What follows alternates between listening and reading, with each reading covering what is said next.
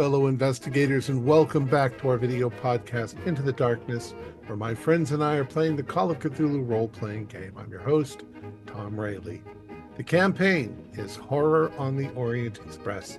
It's available from Chaosium. I am the keeper of arcane lore, and tonight we reach, after nearly 33 months, that's 1,016 days, our final episode for the second version of this amazing campaign.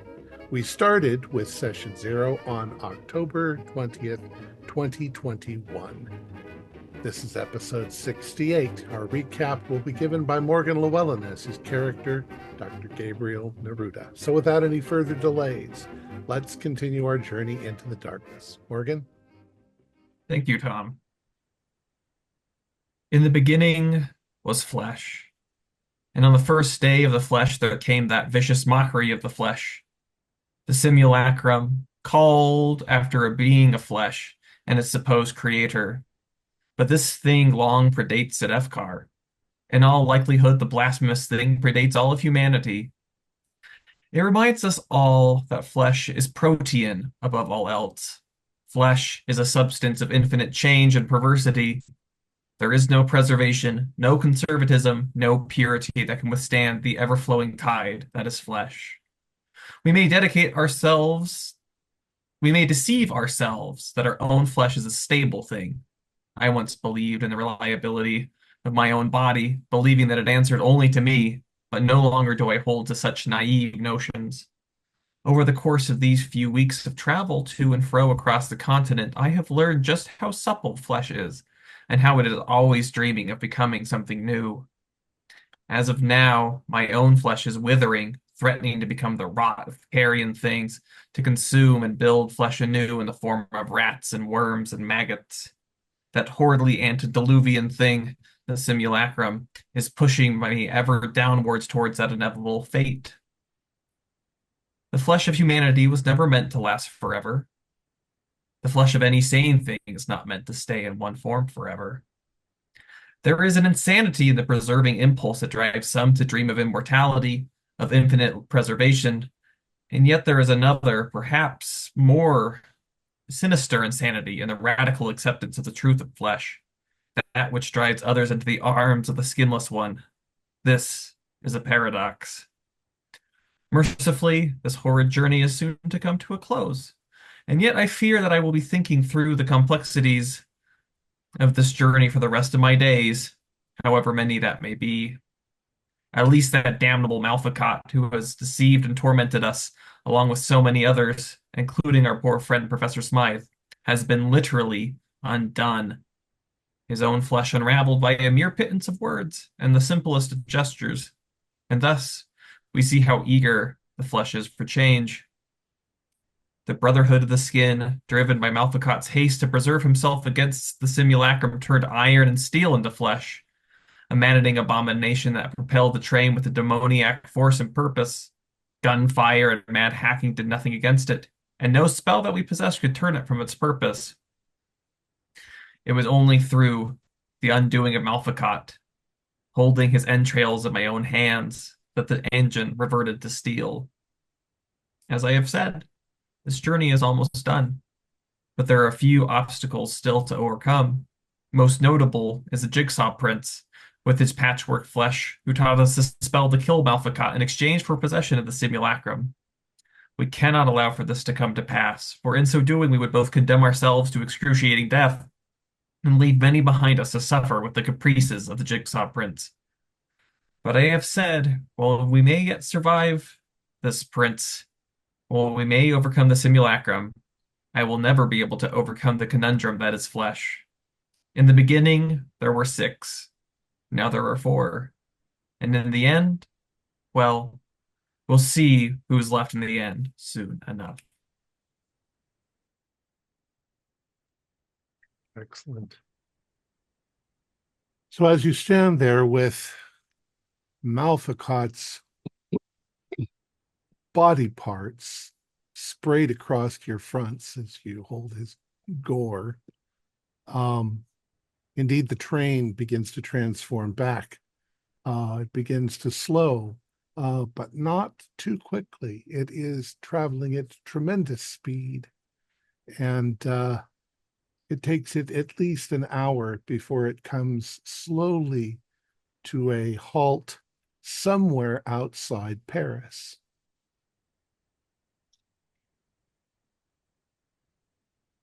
Um, Do you suppose they have stopped the train because they wish to put it back on its previous schedule? there's Maybe. nobody to drive it. Yeah. The engineers have been murdered. But I moved ahead a little too quickly. Before you get that far, there's a matter of what you're going to do this moment. So there's body parts of Malficott in this room, Oh, correct? he's exploded, yes. Uh-huh. Those body parts aren't parts of the simulacrum, are they? No. Okay. I'm afraid it's still in storage. He just absorbed the powers from it. Hmm. He dissolved to some extent as well as broke up. Is it? Mostly he just burst. Mm, Oh, we can pass this off as another one of the victims of the attack. Well, and Yeah. it looks like Harlow. Harrow, yeah. Harrow, sorry. Yeah. Yeah, And we'll it's have to report him. my birth, which is convenient if we wish to try to clean it up ourselves. But I can't imagine there's much left of authority anywhere on the train. Did you notice any of the guards who were shooting at the cultists? Did any survive? Ones that did were just, once they could see the engine, they were just screaming. Yeah. We should try to make way to the storage cars, and I'm sure the storage areas must be labeled as to the passengers the stuff belongs to for easy unloading by the staff. Maybe we could try finding the simulacron there. Yeah, there should be a manifest, although who knows under what name he packaged it, since he has already been several persons on the train. Well, the staff would probably put a tag on it so they would know. Right, but we don't know what name to search under. Yeah. He wasn't Harrow. And just a reminder, the train is still moving at this point. Yeah. Quite quickly. So people are still panicked on the train. We've entered France, though, most likely, since Paris. Oh yes, Yeah. we passed through already one city Well, at great speed. We need to still go with stop the train. Yeah. Does anybody know how to stop a train? No. Okay, the train should stop itself. It has a dead man switch. Okay. With we nobody. we can disconnect of the cars in the back from I the don't think front. I don't think that will be necessary. If the train will stop, if it has a safety mechanism that it will shut itself down, then Are we certain that will work?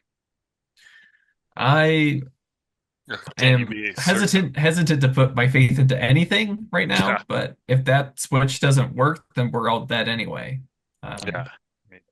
I wish to towel off the remains of our foe, and then we make our way to storage. And on the journey, we hope to find some authority and say that, as far as we know, the engineers have been murdered, and ask if there is perhaps a psychiatric hospital somewhere along the train route where we can stop and unload as many passengers and staff who are hopelessly out of their minds.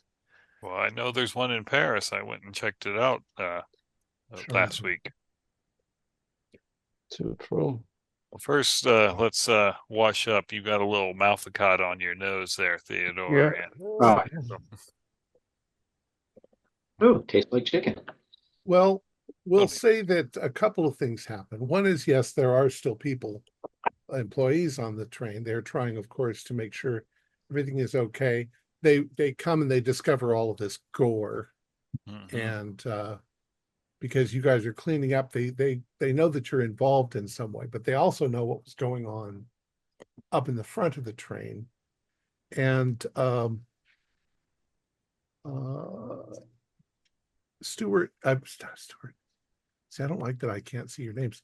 Theodore, your bunkmate, who is a British officer, he comes over and asks you what happened. And you recall, of course, that he was also looking for Malfacat. I was not. I did not see all of this unfold, but I think perhaps Malfacat might be no more. Ah, well, then we don't have anything to worry about.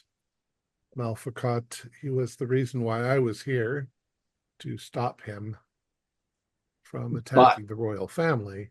but he was not working alone.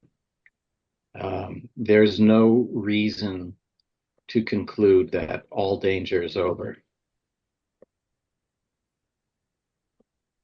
He might have left something in passage in storage that might be quite dangerous that we should look into. The chef de train is attempting to make his way forward to the engine. He says he can initiate it so that it slows down and stops.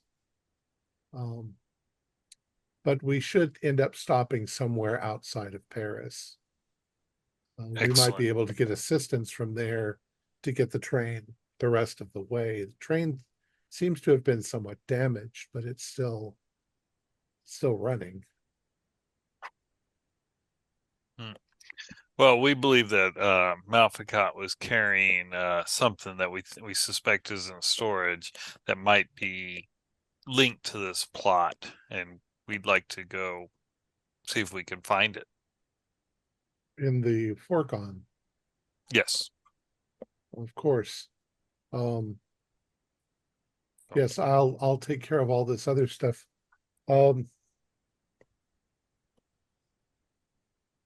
Tell me, as this pulls forward, I mean, tell me if you need anything or if you need me to do anything. Just maybe provide a little help with the authorities if they start wondering about why Dr. Curse's room is blood spattered. We'll make this terrorist attack. There seem to have been a lot of those in the last few weeks. It's hardly an exaggeration, Officer Constanza. Yeah, if I'm sure the chef de train also will appreciate any assistance with panicked passengers, and they may be injured of the guards in front. There was an exchange of gunfire with some of Malficat's associates. As we can feel that the train is slowing, at least it's not going like it was. There's no acceleration. Well, then we have no time to waste. Gentlemen, shall we press to the foregone? Yes. Well, Let's. Is Laszlo still present, or is he part of the casualties, or Laszlo? the bartender? Yeah. Oh, yeah. He's probably here somewhere. Okay, I grab a rosé from the bar and thank you, Laszlo. Excellent rosé. As I rush forward to the store. When you go forward to the bar, you're encountering other people on the train that are distressed, mostly, a little hysterical, some of them, men trying to comfort their wives, along that line. Some people seem to be missing, and they're quite frightened. They're all talking about what was going on. But sitting in the bar, directly across from where Laszlo is Duke Jean's Florisos des Essants.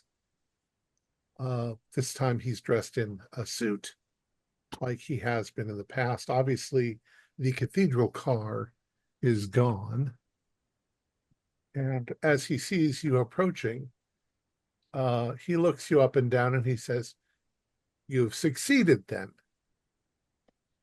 Yes, we are still alive. That's true. Well, come then. It's time for you to pay up. Give me what I want. We have to find it first. So you don't know where it is. We, You're we sure think that Presumably, you're sure that Malficot is dead. positive. your mechanism was quite effective. What fools they were. It's all Well, relative. where then is this object that you think? There are two possible areas. That are most likely we are going to attempt to fetch it now. I'll go with you. Good. I would like you all to do, we'll call it spot hidden. Okay.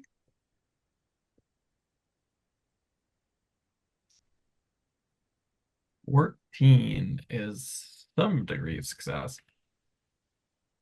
95. It's a hard success. 52, regular. Also 95. Yeah. Well, those of you who got bad rolls, I mean, he's a little intimidating. You've seen some of the stuff that he can do. Those of you who pass, though, realize that the man is fat and not very athletic and doesn't come across you as very physically strong or agile. So he has certain physical hindrances. Perhaps that's why he uses magic, but he obviously overindulges in hedonistic pleasures. So he extracts himself from the booth and stands up and says, "Lead the way." Which in two different directions. Which group do you want to be with? Well, we're going to find it one way or the other. I'd like you all to stick together so that I know where you are at all times. And you're tricky. I've learned that already. You are tricky. So you are in some way afraid of us? Those puny mortals? Hardly afraid, but I have been deceived by you before. Well, let's go. I doubt there's anything you could physically do to me. Surely not. And of course, you realize too that in his suit, you can't see the patches of skin that are all over him. Right. I'm going to press on to the foregone, but I'm going to purposely go not quite to a full-on sprint, but go as fast as possible, because if he's out of shape, just kind of like be a dick Okay. by doing that. Are any of you behind him? There's two storage cars, correct? Correct. One after the other. Yeah. Oh, they're next to each other. So both of them are in front of us? Right. Correct. Okay. Oh, so we can split up then. Yeah, I think that might be a good idea. Two of us go far ahead to the far one, and two of us stay at the nearer one. I will Okay. go and press with speed. Gunther? Oh, yeah. I'm not in the best of shape either, so Well, and that becomes obvious from his Yeah. panting. He's just not used to traveling around without snapping his magical fingers and stuff. You notice too that he's somewhat sweaty. So, as I think I mentioned last time, conjuring up all of that energy that he did, that must have used up a lot of energy. Mhm. The best time. Well, we need to bide our time for the right moment. just All right. So two of you are going to go to Foregone 1 and two of you are going to go to Foregone 2. I will say that he's going to go to Foregone 1. Okay. Whoever is going there. So really two of you are behind him and two of you are ahead of him. All right. So you're going to start to search. There's a lot of boxes. The train is still moving. Um, if there are guards, which there might be temporary guards, um, they're going to let you do whatever you want. Uh, the uh, the British agent has told them, and they comply. They're also extremely grateful to you because you helped stop the terrorist takeover of the train. Some You're welcome. lives were lost, but you know, Not all it worked life, for so. you. Yeah, Thursby and Block are visible heroes, and I am looking forward to a long shower. And Right. since Block and Thursby were sort of trying to put him through his paces, perhaps they are in Foregone 1, which is in front of Foregone 2. Yeah, Yeah. closer to Foregone 1 will be the one closest to the engine. Okay. Yep. Yeah. So that you and I are in Foregone 2. And Who's in one? Me and Theodore. Yeah. Okay, you and Theodore and Jean-Fleur Yeah, Saint. yeah. All right, I would like you all to do spot hidden rolls. Ooh, 29. That is a hard pass. 26 is a hard success. Well, only regular for me. Okay, we'll go with the hards. The hards will mean it's only going to take you about 45 minutes before you have figured it out. The crate you are looking for is in Foregone 1. It's not a large crate, but obviously it's big enough to where you can put the pieces in there. So it's like the size of a trunk. As you discover it, Desasant becomes more and more and more excited about seeing this, to the point of distraction. You know, let me see it. Let me see this thing that you've just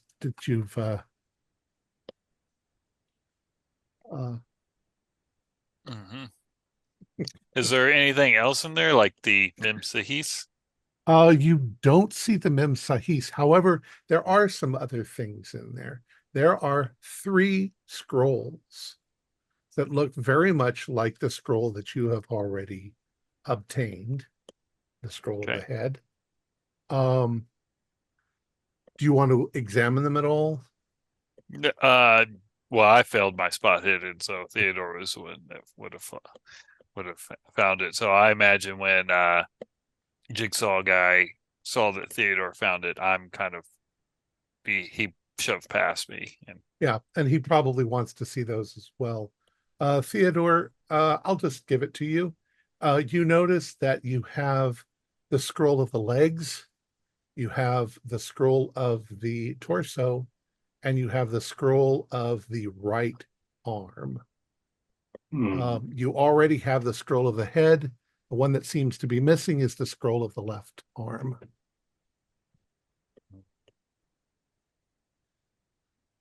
You'll also find a kind of a valise.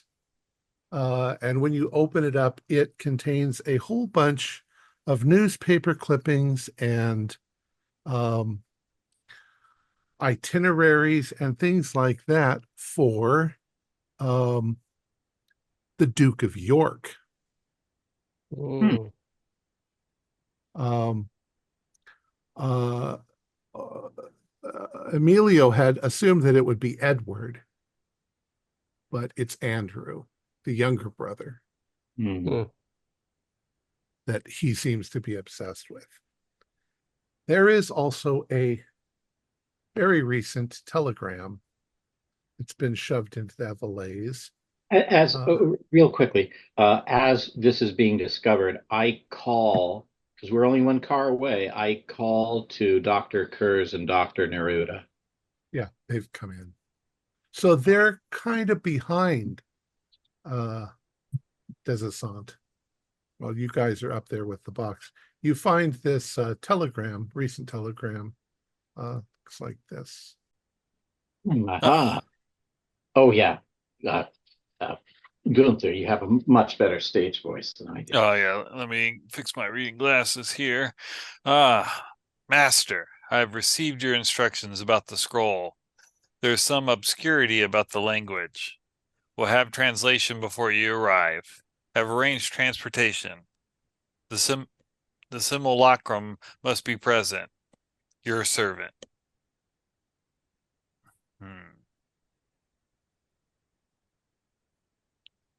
At this point, Desisant is too beyond himself to just get out of the way. I want to see that. I want to see it now.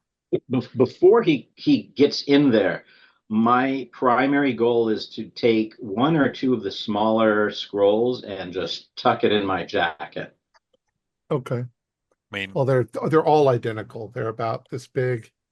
They're made out of human skin stitched So together. take a couple and just shove it in the interior pocket. Okay. My thought is once he starts bending over, you just put a bullet in the back of his head, Well, yeah. like the dog in Of Mice and Men.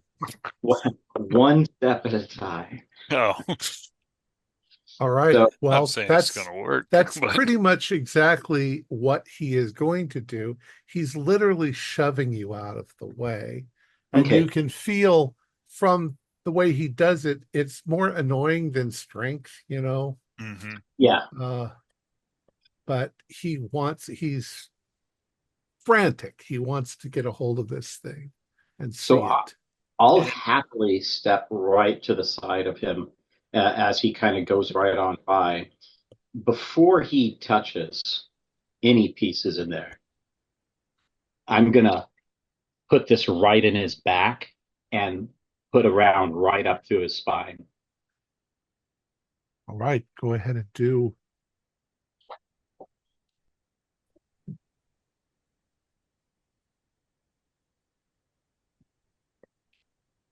Oh, do. I'm sorry, firearms.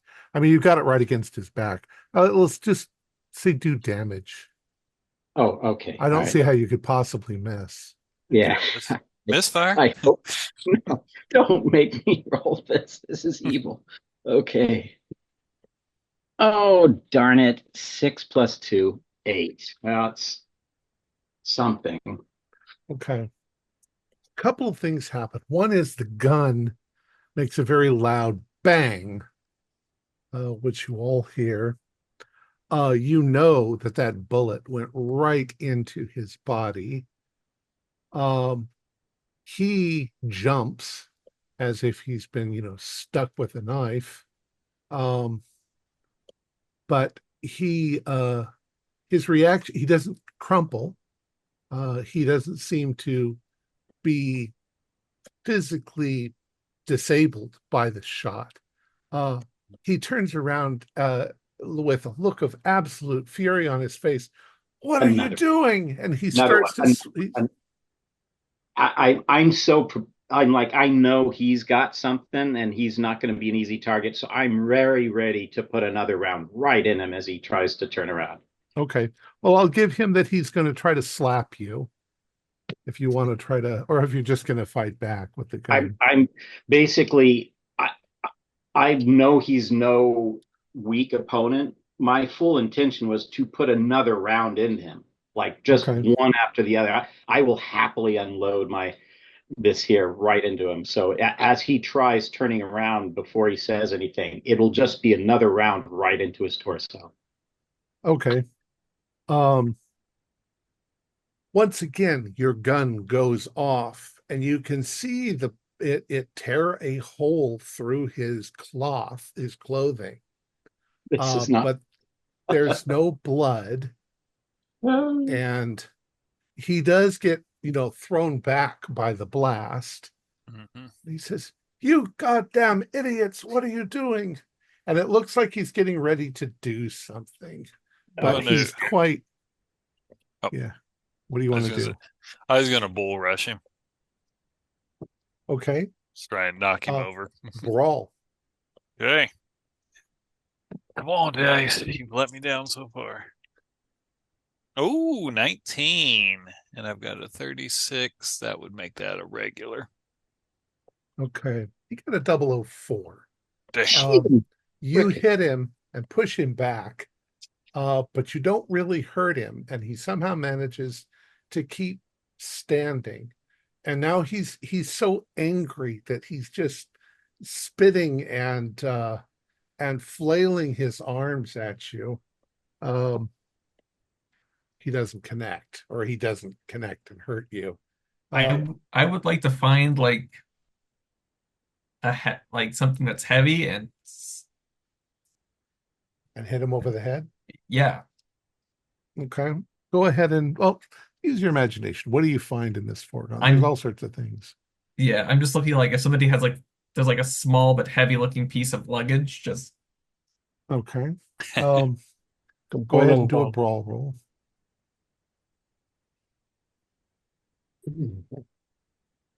46 is one off from a success, so I will spend 1 point of luck. Okay. He got a 98.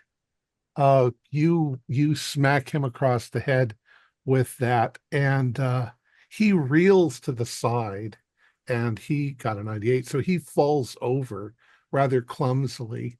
And you notice a little bit of blood from the place where you hit him on the ear. So he is injured somehow by your bludgeoning attack, better than the gun occurs. Yeah, I wonder if something extra natural would be more effective. I'm going to take out whatever leg of the simulacrum is on top of the crate and from the ankle swing it down on his temple to the best of my ability. I'll go ahead and brawl. 18, a miraculous success, regular only. Roll for damage. We'll call that. It's kind of tight in here, so you're not going to do full like club damage. But let's just say do a 1d4. 3. Okay. What happens when you hit him with it? He does reel from you hitting him with it, but at the same time, it feels like you have been punched in the leg. That is the copy of the one that you're holding in your hand. So the Yeah. damage is yours, not his.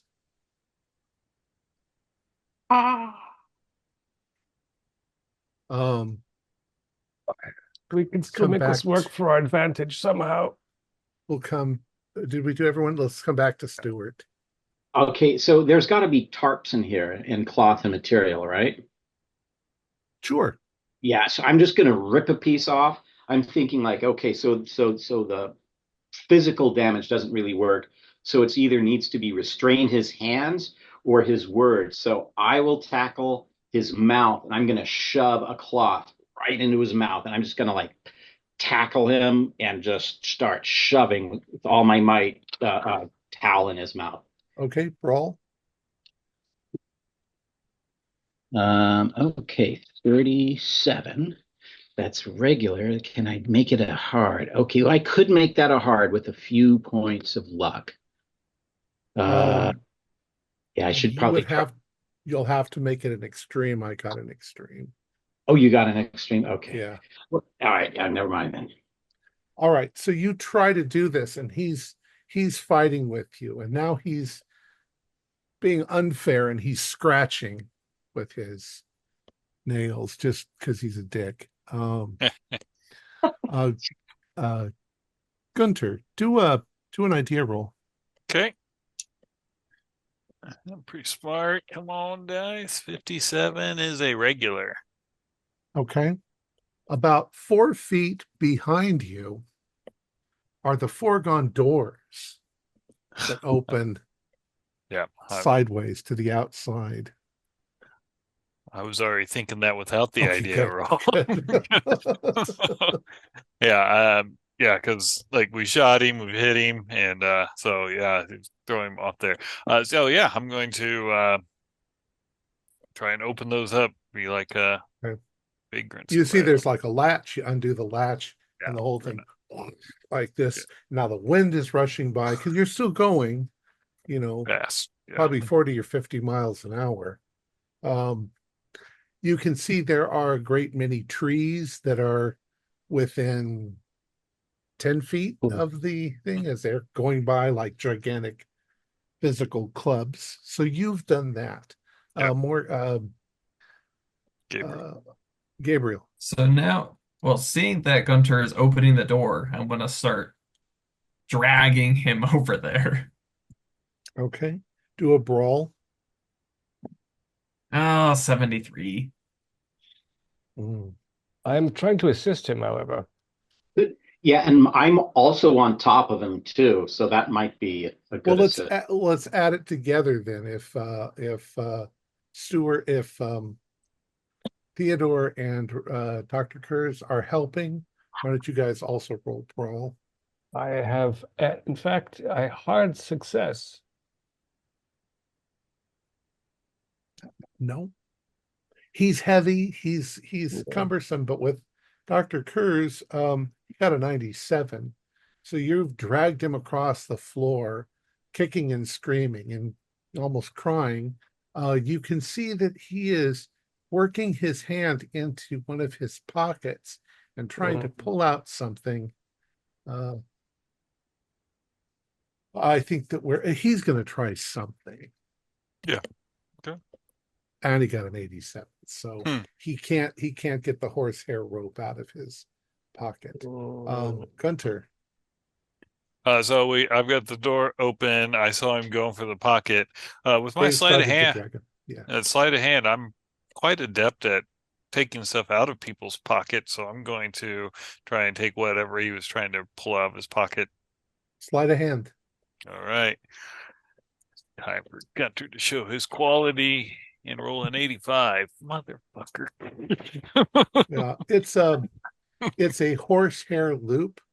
Yeah. Made of different colored horsehair. You grab a hold of it, but he's kept a hold of the other end, and now you're kind of doing a doggy tug of war with this rope. We're back to Gabriel. Back to getting his ass off this train. Let's go. 89. Oh no. Oh my God. You're dragging him closer, but he's grabbing a hold of whatever he can and kicking. Dr. Kurz. I feel like in the foreground of a train of this era, there must be many things like holes and pry bars and hooks on sticks. Axes. Yeah. Axes. There's tools. Tools. Yeah, I feel like I want to get a hook into him so that he can't swat me and I have some leverage and we can wedge him, and it only has to catch his suit or his patches. Yeah, we'll say there's kind of a gaff that they would use to pull down luggage from the back corners if they needed to. Yeah, go ahead, and you're going to try to hook him with that, pull him towards the door. Yeah, I mean, yeah, 89. I'm the 80s club with you. He's putting up a hell of a struggle.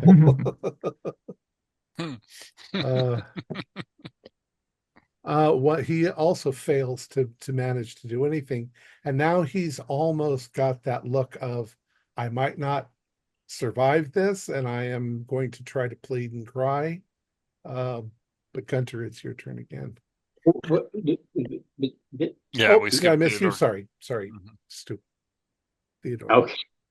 So I will attempt to assist in getting him closer to the door, but in my angle will be to, does he seem to be right-handed or left-handed?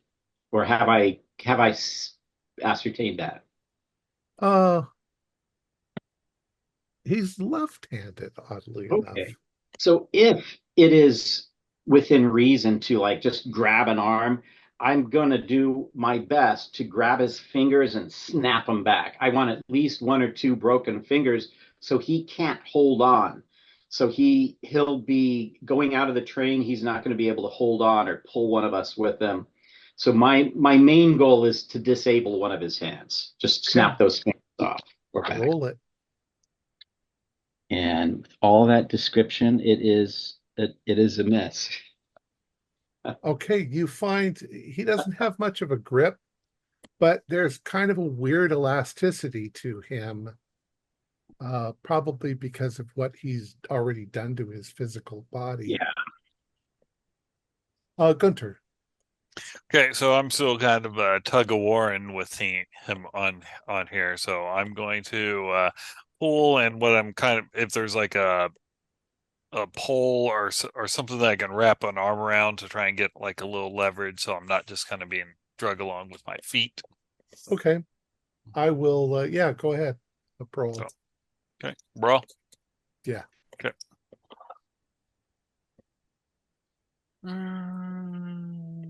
It's worth 4 luck to pass. Oh, I got a 98. Yeah. He's at the point of exhaustion.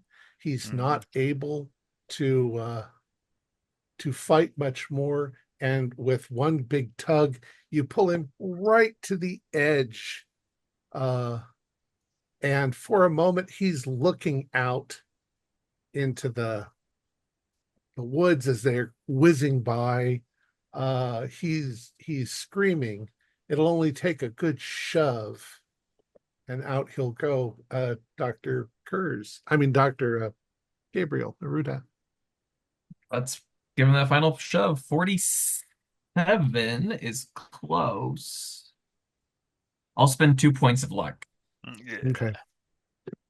He's unable to defend himself. You tell me, how do you do it? Head first, like spin him so that his head will go down first, and say, "Good fucking riddance." Okay. He screams as he falls out of the train.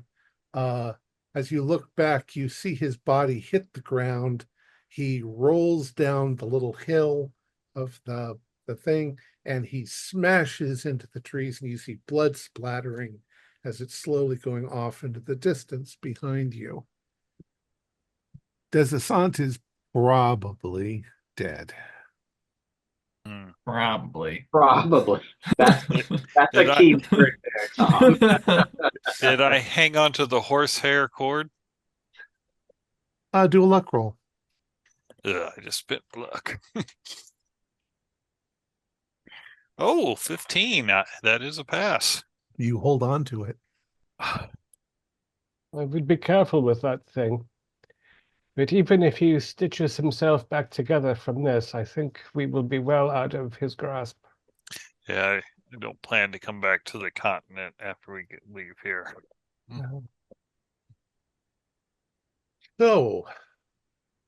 So we have a crate, we have scrolls, we have 5 pieces of the simulacrum, and we have a telegram saying that his associate is waiting there for him. Has translated in advance, and we couldn't have given the simulacrum up if we had any hope of survival. Now it's just a matter of meeting someone at the train station and somehow convincing them that we are Malficat. Okay. We know where his shop is, right? We do. We do, but I mean, you have a fairly general outline of where it is. I'm pretty good at acting. Like if need be, I could pretend I'm Malficat. Hopefully, they don't ask me any hard questions. But now, well, technically, it's going to look like Smythe's servant still. Who do we think? Who do we think the assistant is going to appear to be? I don't know why he would appear to Malficat as Beddoes. Yeah, it's been. I think they go through bodies fairly frequently. I mean, if we don't have any other leads and there's one person standing there with a fez and a little sign that says Malficat on it, I expect the assistant expects to be recognized by his master. Yeah, that's gonna be the hard part. But then again, yeah, I don't know how important this is, I guess, Well, to if fool the servant. well, he might have the scroll. He knows where the scroll is that Mhm. we need. Okay, so technically this is the end of the pre-ultimate scenario. So you've got some sanity rewards Yay. Oh, for having thank destroyed um, uh, Hassad Malfakat. You each get 1d8 plus 2 sanity points back. oh, thank you. 3. One d8 9. Yeah.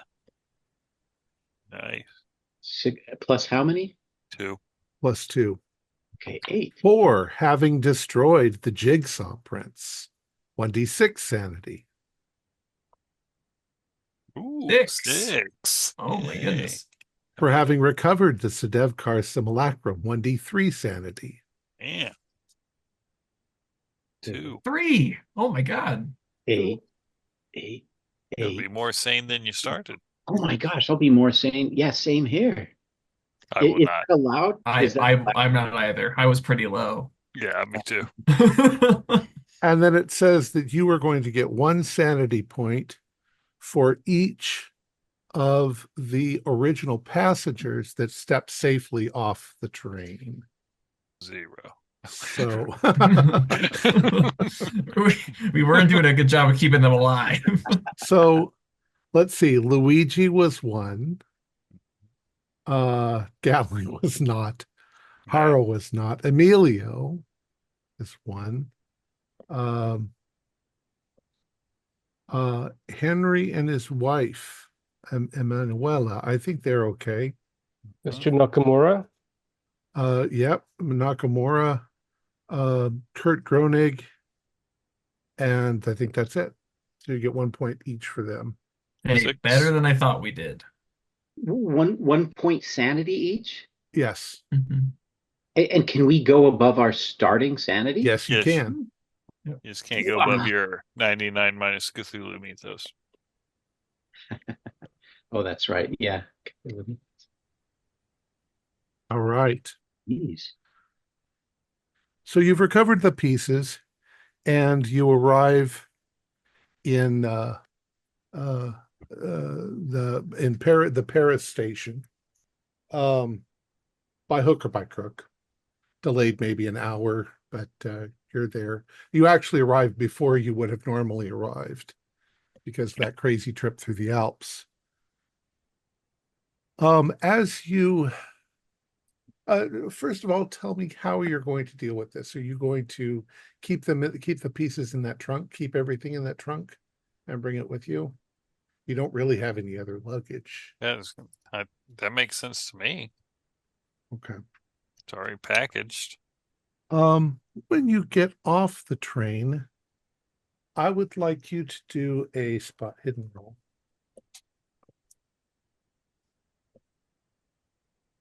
Yeah, it's 72. That's Oh no. 76. 94. Out of a real high 70, though. I'm just not doing well. 62, which is only a regular. Okay, regular's good enough. So it's Dr. Kurz that notices.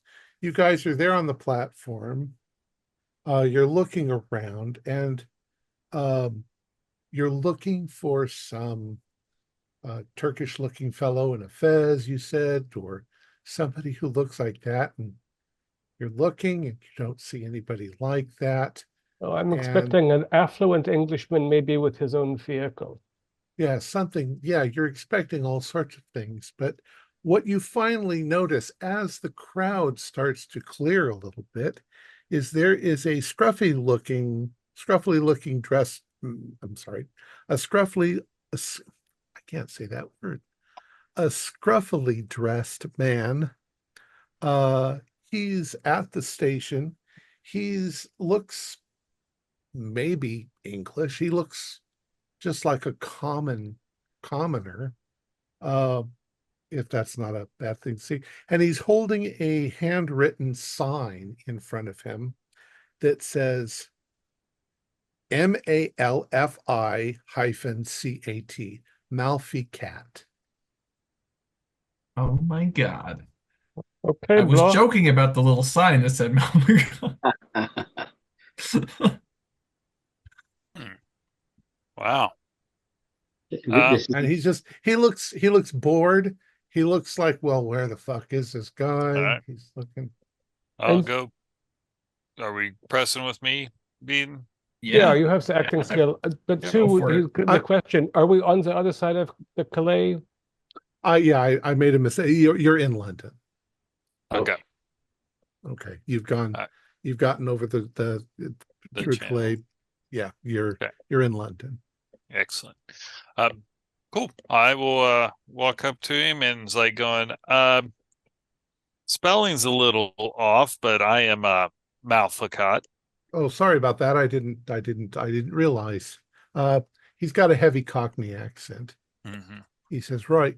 He says, do you have any luggage? My name is Bill. Bill, I do have luggage and some fellow passengers. I hope you got the message to bring a large car. Plenty of room. So Or he large. takes Yep. you out, and it's just like a cabbie, what you'd expect from a cabbie. He loads your trunk into the trunk, into the boot. Mm-hmm. And you all pile in.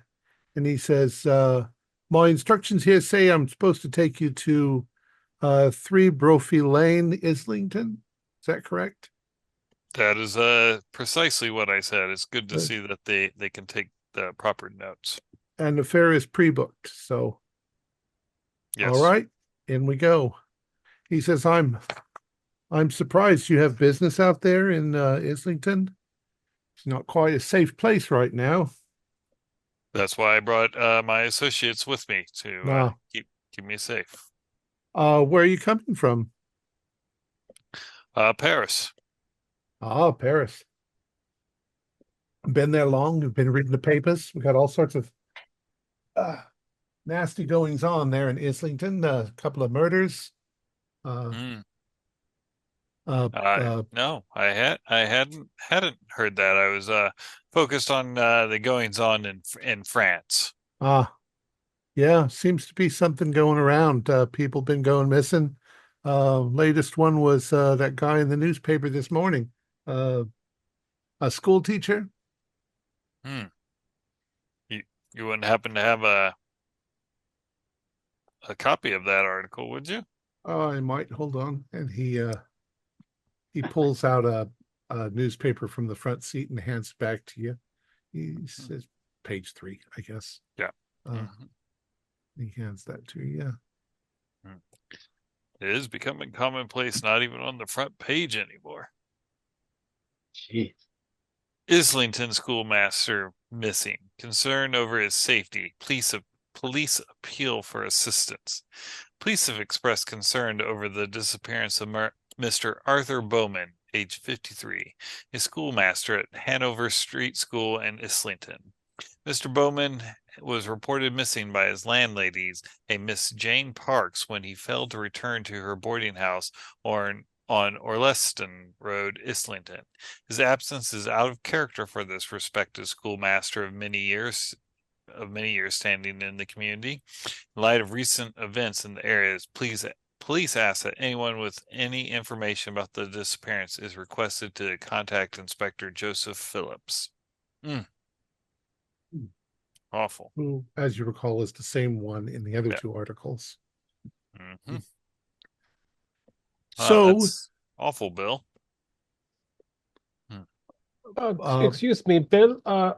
The gentleman that prepaid the fare for this pickup for Malpicat, what is that fellow's name? oh, I thought it was you, sir, or you, sir. Yes.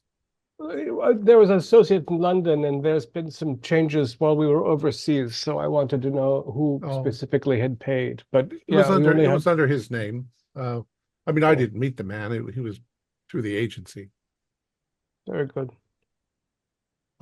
So Bill takes you to Islington, and he is quite happy to let you out of the car, get your luggage, wish you good day, and get the hell out of that neighborhood. It's not a bad neighborhood. It's a very nice neighborhood. And there's lots of shops and things, but as he says, the newspaper. So he just as soon go. Yeah. So he goes. And the address that we've been dropped at is right in front of an antique shop. No. It looks like it's closed, obviously. All of the blinds are drawn, and there is what looks like some mail accumulated in a mailbox in the front. Why obviously closed? Well, because Makriot's not there. He's been I'm dead sorry, for a Malficott. Malficot's not there. He's currently indisposed. I'd like you all to do well, we're going to call it spot hidden, but it's really just kind of an intuitive perception. 33 is a regular success. Okay, well, I won't spend luck to get a regular then. 29 hard. Okay. 80. My headaches have returned. The under any normal circumstance, you would think this is a fairly decent neighborhood. You know, there are people who have flower boxes with plants they're not flowering right this time of year, but they look nice. The shops are kept well up, and you know, you can see a couple of the other shops around. The shop next door is a men's clothing store that's also closed. But as you recall, one of the articles was about that man being killed. You see the other buildings that are referred to in the thing, they all seem to be right around Malficot's shop. Yeah. You have a weird feeling. If it wasn't for Malficott, you would this would be a nice neighborhood, but something evil. You can almost feel it emanating out of that building. Yeah, it's like they've been preparing something. One of the murders was in the basement of a tavern. Is that visible from this corner as well? Yes, it is. That was in the basement of the Bookbinder's Arms. Odd name, but there it is. He was killed. He was mutilated in a basement. A vagrant. So where does Malficott expect to meet his assistant who sent what's the address from the telegram?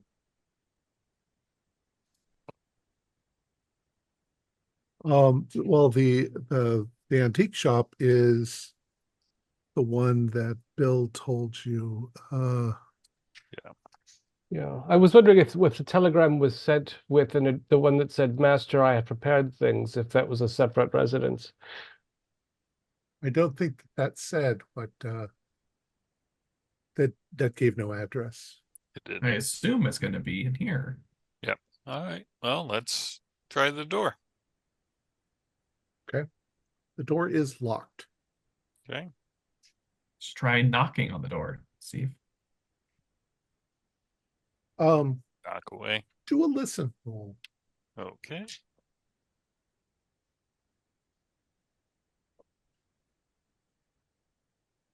I am 2 away, so if everyone fail, like 89, I'm a lot farther away. Oop, 23. That sounds good for a listen. Yeah, 23 out of 57 means that's a hard. Theodore, When he knocks on the door, you hear something inside shift around. You're not sure. It didn't sound like it was something in the room, but maybe something on the second floor. The shops are two You say stories. something, so not a person, but like It some didn't sound furniture? like footsteps. It didn't sound like a cat jumping down. It sounded like something dragging itself. Ah, And then it that- was gone, if yeah, only for a second. that does not sound human. Okay. Something large is shifting around upstairs.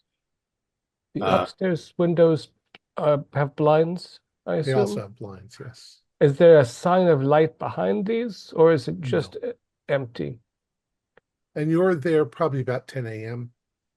You know, So is, fairly substantial trunk, inconveniently. just so I can picture this building, is this building like in a series of row houses? So like it's butted up to someone else's home and butted up to another building, or is it's a, there like it's a 360? series. It's a series of nice shops Okay, with so apartments above them. got it. And there's no alleys between each one. They're butted up, sharing walls. No, some of them have alleys. We'll say there's two abutted, and then there's two alleys, and then there's two abutted. So Okay. you can So this building we're looking at will have 3 open sides, and then one side, the fourth side, will be a shared wall with someone else's building. Got it. in fact it's shared with the clothiers. The clothiers. Okay, thanks. And most likely there will be a back door as well. Yeah, yeah. Well, we need to go inside. I assume this is where Malfigat was going to meet. Yeah. Yeah. Yeah. We'll take the trunk around the rear entrance. Okay. There may be two doors, one for upstairs, one for down, or either way. We want to be seen by fewer people. Luckily, there's a crime wave. Malfigat didn't just so happen to leave the key to his shop in his trunk, did he? No. Or is it under the mat? How thoroughly did you search through Malfigat? No, we didn't. Yeah, not his person. Not. We were under pressure. Yeah, we should have checked his pockets. Darn.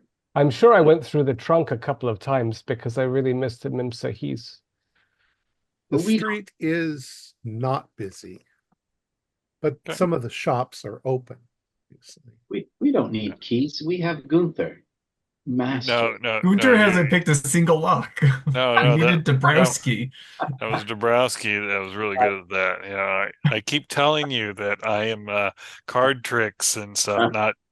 I'm not Harry Houdini.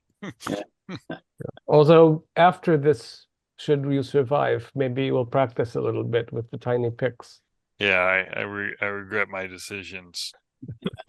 So we take the trunk around the back. Mhm. We keep an eye out. We burst in the back door. Inside, there's some sort of flesh monster that he left behind. It's his guard dog, which has been murdering people in the neighborhood and doing who knows what with them. Mhm. Right. Let's do it. Yeah. You're going to break in the door. Yeah. The back door, not the front door. Who is going to try to break it in? Oh, Who's the strongest? Well, let's see. If I had to rate my strength on a scale from 1 to 100, I put it at about a 55. I'm about a 60. I feel strong almost half the time. Oh, all right. So I guess I'll try and break down the. You can try it together. Two of you can. Yeah. Okay, All right. I'll assist. Okay. 1, 2, 3. Yeah. And Oh, roll so a strength roll. that puts our strength at 125 if we add it together. Oh, I rolled a 29, which without assistance is a hard. With Yeah. assistance. That did better than the door. Okay. So the lock itself snaps. It looks like the building is, not a new building, so the wood's a little bit rotted. Aged, yeah. The door opens up, and it opens up into what's obviously a back room for this structure. You can see that it's somewhat set up like a shop. So you're in the back room. There are shelves all around with boxes and little things on them. There's storage stuff, and there's a broom and so forth. You can see through a curtained door, there is a shop with various antiques and things like that. And do a spot hidden for me. I wish also to listen closely and see what the response upstairs is. Ooh, 82. 05. I need to 05. clean my glasses. Yeah, regular. I think the 05 is really good. You almost immediately notice some correspondence and stuff on a desk. And when you pick it up, you can see Hassad Malfakat is evident throughout. So this is definitely his shop, possibly his residence upstairs. And there are stairs going up. Yeah. And how does it sound up the stairs? When you break open the door, there is an odd skittering sound. Also, it's not difficult to smell. There's some pretty bad smells in here. Not so much like rotting, but more like maybe urine and feces. Animal. Oh yeah, something. Does it smell like human waste, or does it like a rat infestation? It smells more human than anything else. And it's not very strong. At least not where you are. We're downstairs. It's probably all upstairs as its lair. This thing is capable of sending a telegram, however. So it can leave the house, or maybe maybe this is what the murders are about. It has to use someone else to travel because it's so grotesque. So the back room of an antiques shop, there should be a number of things that make useful improvised weapons. Sure. And it is fairly dark in here. All of the blinds are closed. For a light switch or something. It's been electrified.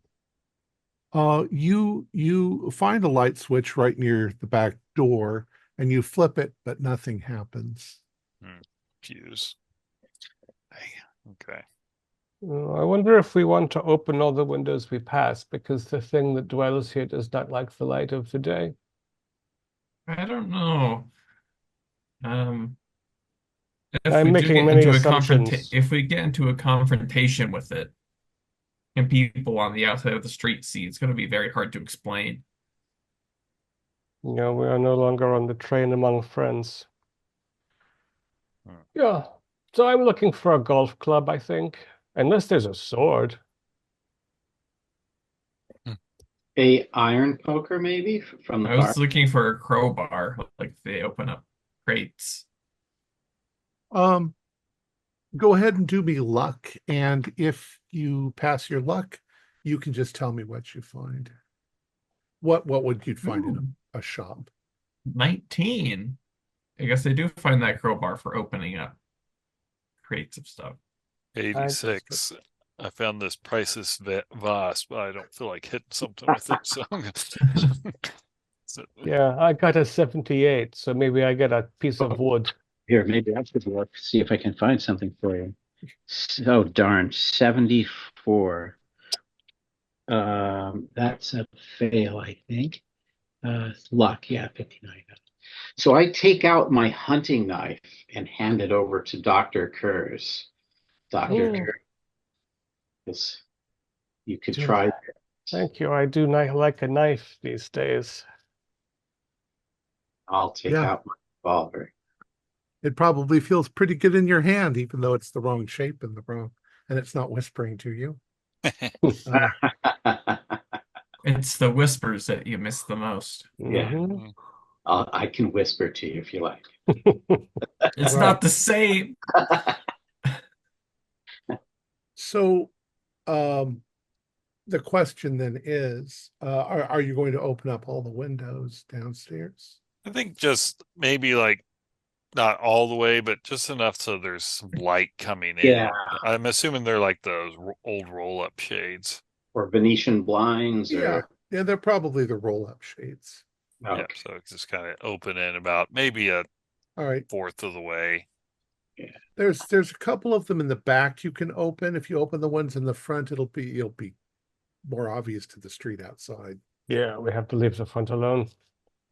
Just a couple in the back with All right. So it lets in enough light that you can see around. There's various stuff, and there's the stairs going upstairs.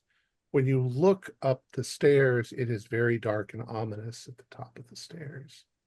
Okay.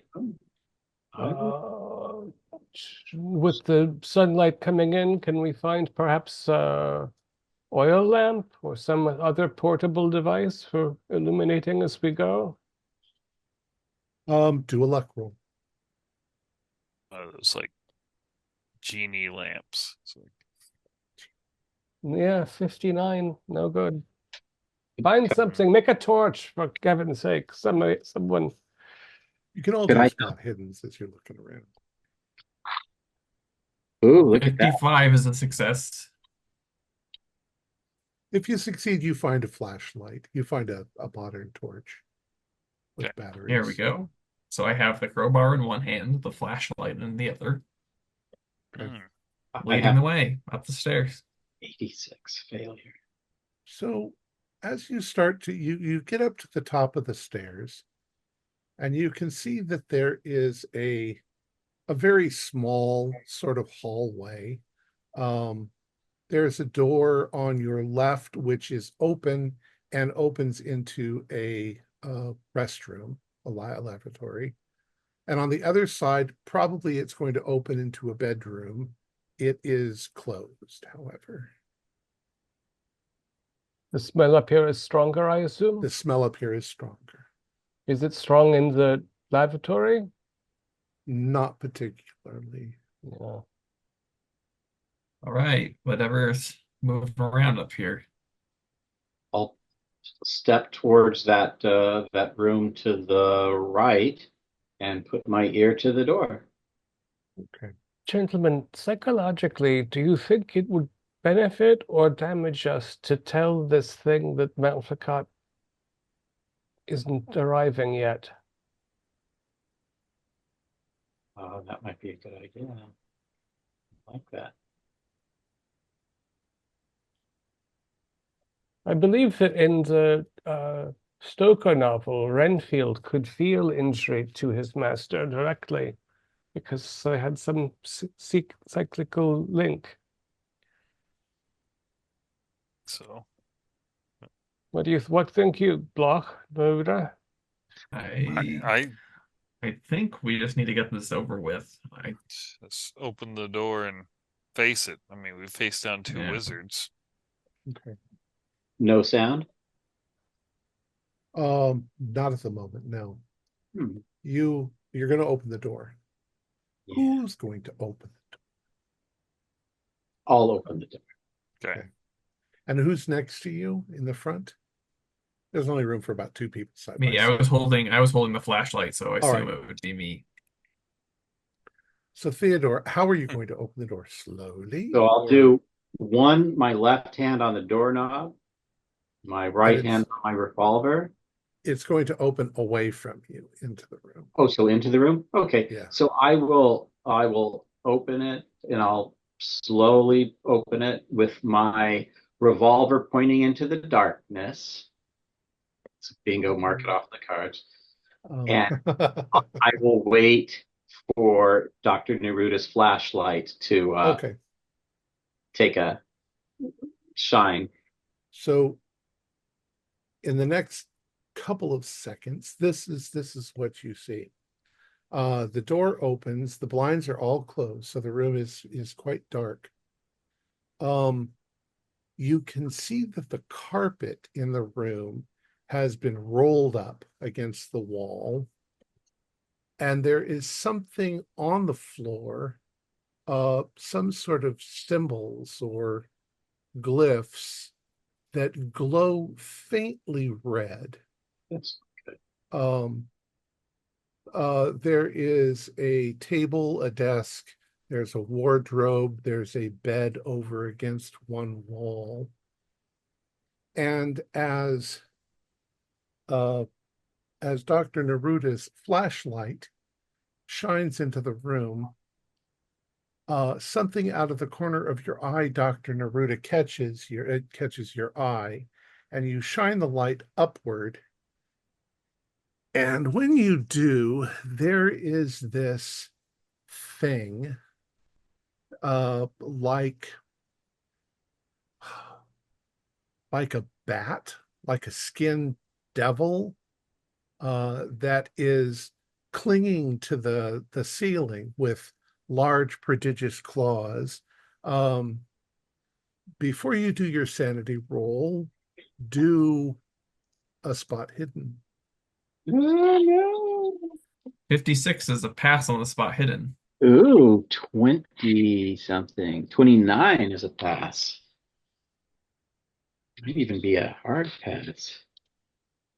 Yeah, it's a hard pass. The other two. 96. Yeah. I didn't know we could see around them enough. Ah, but I rolled a 3, so let me at Okay. it. All right. So, Gunter, you're kind of you don't quite see, you see that there is something there. Yeah.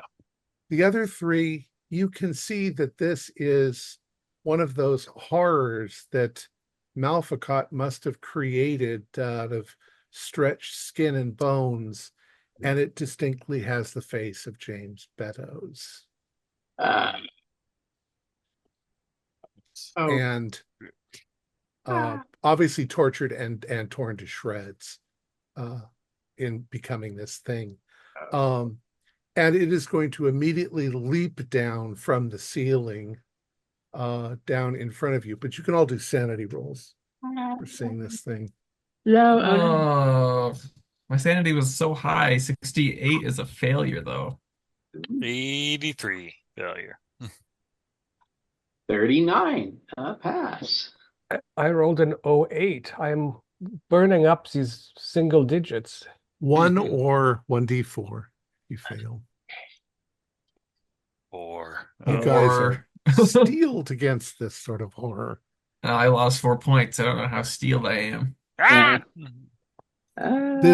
This thing is obscene and horrific, made of skin and viscera, and it seems to be sort of dragging its entrails Oh, with it. that's not nice. That's not nice. And it leaps down in front of you. I'm going to since you hit it with the flashlight, and that's what sort of caused it to activate. You guys can have the first round of what do you want to do? But Yeah, Gunter, but you're in the back, so I want to strike it with my crowbar. okay. 32 is a success on Brawl. Okay. That is a club. Do a 1d8 plus your damage bonus. My damage bonus is 0, so 3. Okay. You literally rip a hole in it with the claw end of the thing. But this thing is going to try, you can tell that what it's going to do next is try and envelop you with its horrible skin. Stuart, Theodore. Dr. Thursby. I've been promoted. God, I don't want to necessarily make the loud sound from the gun, but I think I am terrified and probably should have thought about that beforehand. So yeah, I'll shoot at it. Yeah, yeah. I'll shoot at it if I can. And oh my gosh, how did I miss? And Well, I maybe you 80. didn't miss, but all you did was tear a tiny little hole Yeah. in its skin. Dr. Kurz. Uh, Again, there's only so much room in the doorway, and we are at the beginning of a hall. I expected the assistant to be watching from the front, so I'm going to keep my back to the battle and my eyes toward the dark hallway ahead, and my ears also, and the hunting knife out. Do a listen roll. Good heavens, an 07. Geez, you were on fire. It's insane. Now, you're not sure where exactly it's coming from, but it's definitely coming from towards that thing, which is now on the ground in front of Neruda and Theodore. But it sounds like a kind of a sad moan or a terrified moan, Oh, so there's something else in the study bedroom. maybe, It sounds like it's on that side. unless that thing is making that noise. I It doesn't seem to expect, have lungs or a mouth, though. So, well, no, it Yeah, has a no, mouth, well, but its mouth is just yeah. I'm sure it just wants its suffering to end. Yeah, so I'm just keeping, okay. I'm keeping guard on I'm keeping rear guard with the knife out, and So, Gunter, if you wanted to push your way forward, you can do something. Um, well, I was unable to find anything, and but you said that Dr. Kurz he heard something else coming from the same room where that creature was in. Yeah. Okay, well then I am going to try and shove my way in there, and because I imagine it's maybe someone that's actually one of our friends that are hurt. So I'm going to try and shove my way into the room, maybe try and pass this thing that's. You can't pass it. It's right in front of you as you come through the door. Okay. You can either attack it or Yeah. Then I'll grab some of its flesh, and yank. okay. Go ahead and do a brawl. Okay. Fail. Okay. And when you do that, its sort of membranous body tries to wrap itself around your arm and your hand and pull you inside the room. You can do a dex roll to see if it yanks you off your feet. Oh, that's a bad stat. No, but it is a pass. A hard, in fact. Okay. It pulls you into the room, but it doesn't knock you off your feet. You keep your stance, but it has a hold of your arm. Right. Gabriel, you've got that bar in your hand. Yeah, I want to try to just keep tearing, like hook that into Okay. a hole and keep There going. is sort of a center of mass to the thing where it's horrific. Oh, 89. Wow. Okay, you're swinging at it and it's not hitting you. But I do want to It step around so that the others okay. out in the hallway can help. It is now somewhat preoccupied trying to envelop Gunter. Theodore. Let's see. I will turn my revolver around and use it, like try to bludgeon it right into the tear area that Dr. Gabriel started. Okay. Try to just keep that Go going. ahead, roll. And oh my gosh, what's going on here? Yeah, okay, so that's a miss too. It's not You doing smack at it a couple times, but it doesn't seem to be taking any damage. Kurz, do you want to do anything? so when we came up the stairs from the back room, is there a landing of some kind? Not much. Just there's a bathroom and then the bedroom. And there's no window to the street that I can open? From the bathroom, but it's not a big window. Yeah. And if there's a light switch in the bathroom, it's also dead. Correct. Yeah. There are windows in the bedroom, but they are blind. They've got blinds.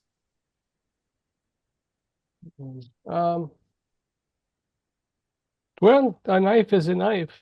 I guess, as the fray has begun, I'm sure there's a space has opened in. I'm just going to take a swipe toward Honorable Mr. Beddoes' nose. Okay. And roll an 80. So my streak is. It moves quickly. It flinches back before you can make purchase on it with the knife. It does seem a little afraid of the knife. Gunter. Oh. Uh-oh. Why Oh, don't no. you- No. You're What attacking what are you me? going to do? Yeah, it's got you Well- by the arm, but that means you've also kind of got it by the Yeah, arm as well. but dodging, if it's actually holding on to me, is probably not Yeah, you can't real really viable. dodge. All right, so I'll just fight back. Unfortunately, fail. Oof. Well, Oof, it also I know. failed. It got a 95, so Oh, you're basically doing a dance, yeah. Ooh. swinging around. Once again, Neruda. Okay. So again, trying to wait for the opportune moment to look into it again. 53. I don't want to spend 7 points of luck on that. Do you hit it? No. Okay, so you swing and miss. Yeah. Theodore. Theodore, I will try again. There's no way I could possibly miss twice in a row. Mm-hmm. Taking advantage of the distraction that Dr. Neruda just presented. Ah. Oh, hey, look, that's a 10. It's an even 10. That is that's exactly a extreme. Nice. What were you planning on doing? It was the bludgeoning again. I like as I started to come to be more sensible. I don't want to be blamming away with lots of firearms because that's So gonna eventually. that's an extreme. Does that mean you get a It full gets damage? max damage. Yep. So max So- damage is 8. You swing into the room, you grab a hold of this thing with one hand, and you begin pounding it down. It lets go of Gunter Ugh. and collapses to the floor, and you just basically beat what you think is sort of the middle of it into a pulp, and it twitches and it finally stops moving, and then it starts to sort of deliquesce. It starts to turn into black goo Mm. on the floor. I wonder if the spell would have worked on it. Oh, Yeah, I'm terribly sorry. I forget. My God. A few days on the train and ferry. Yeah, all right. Forward.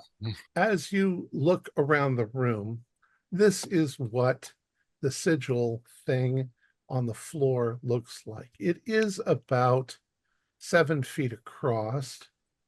Mm. Oh my.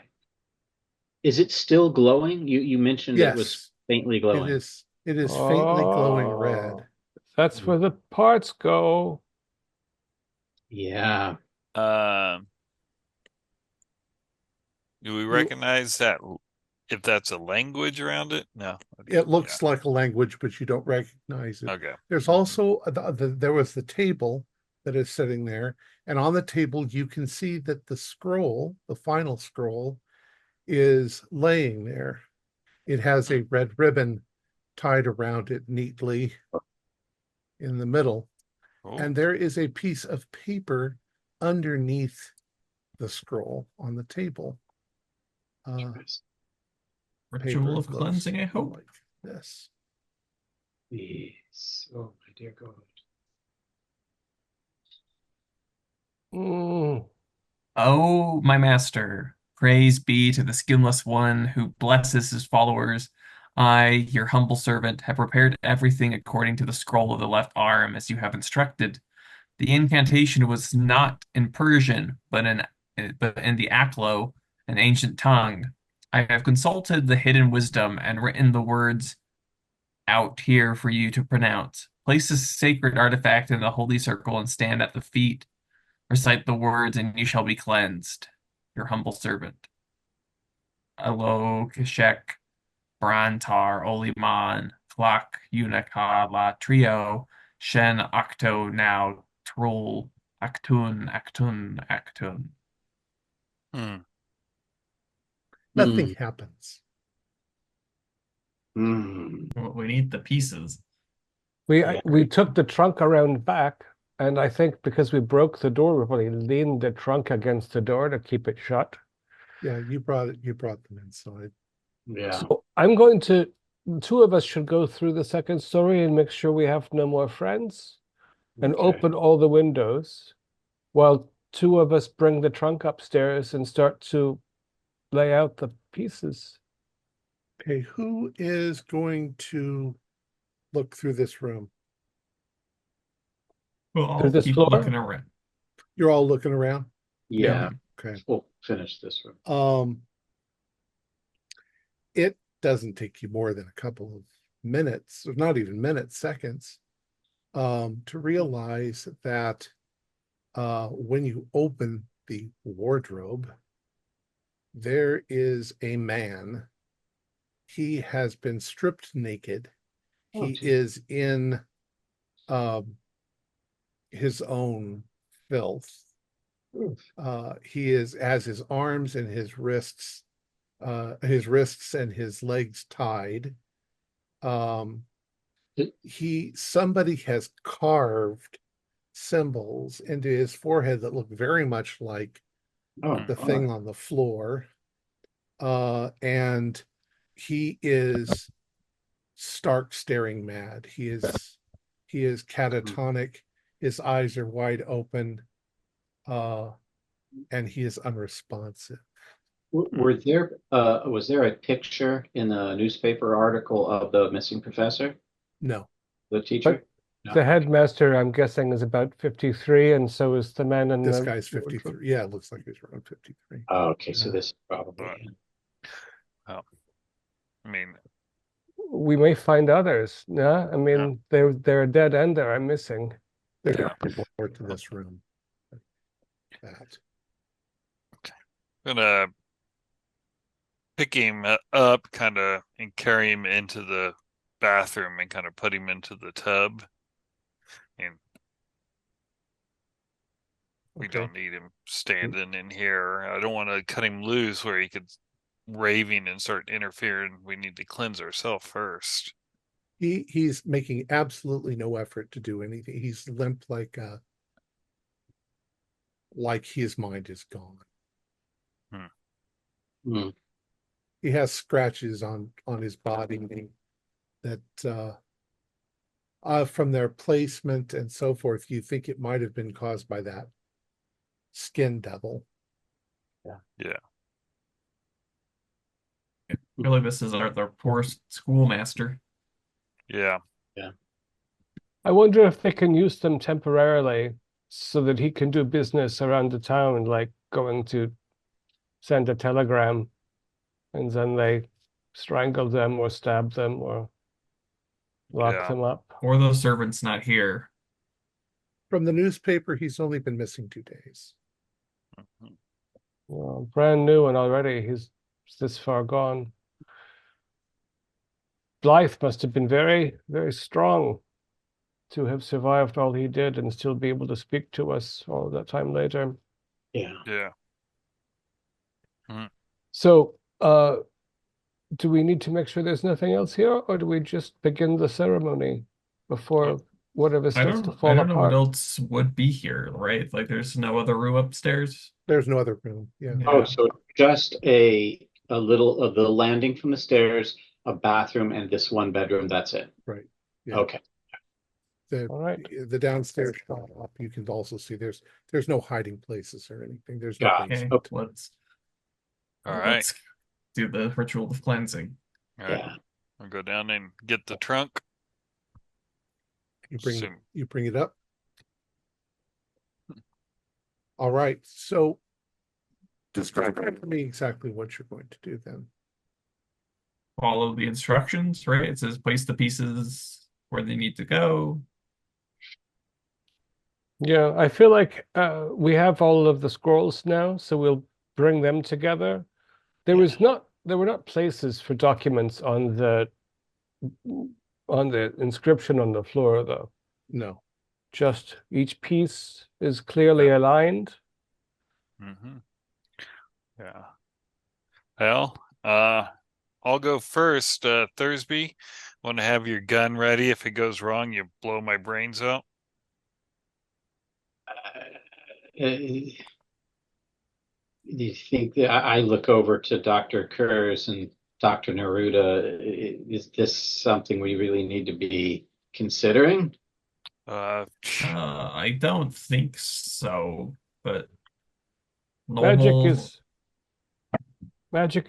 scary, but I think also we have seen in many ways in which it can be draining. So perhaps if we lay all the pieces out and do all the chanting together, we can share the accumulated strain so that no Or one of us is, overloaded?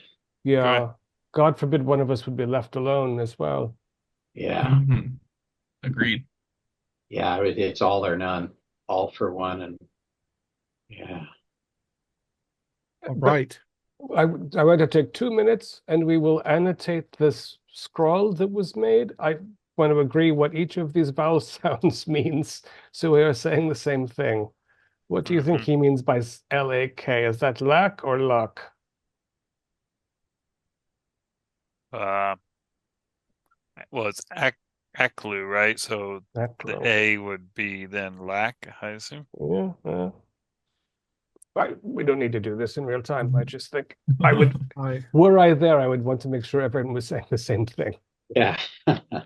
Let me put Atu, Barada, Nikto. Yeah. Nikto, yeah.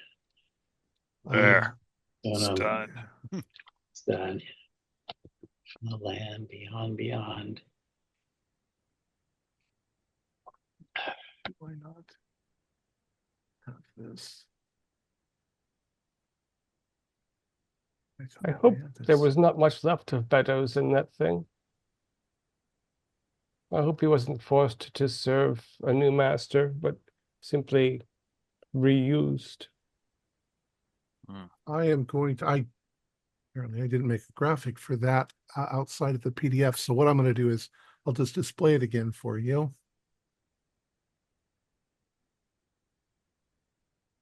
The pieces in place. And you put the pieces.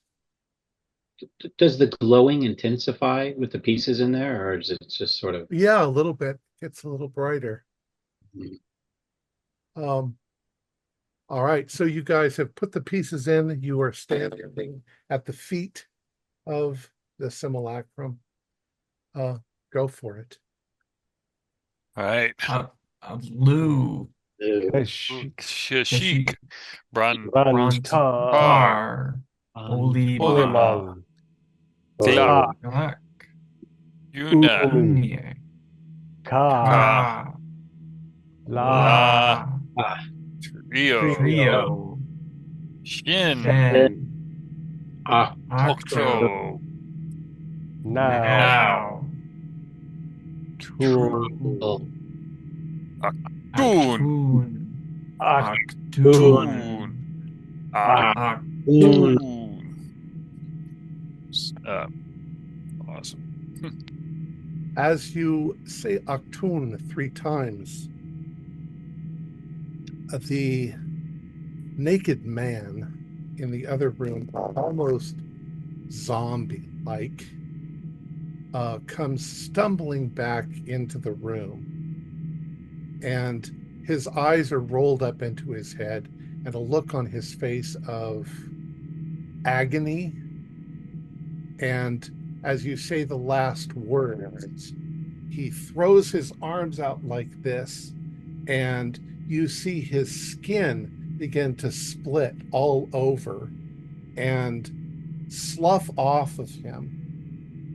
And what is revealed underneath is skinless, indeed, like no skin.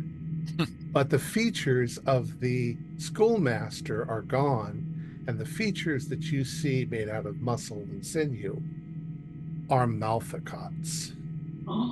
And he goes, ha, ha, ha, ha, ha, ha. I knew you were idiots. He says, now at last I can ascend with all of this power. And he cries out something in a foreign language, and you hear him say, come, O skinless one, come to us.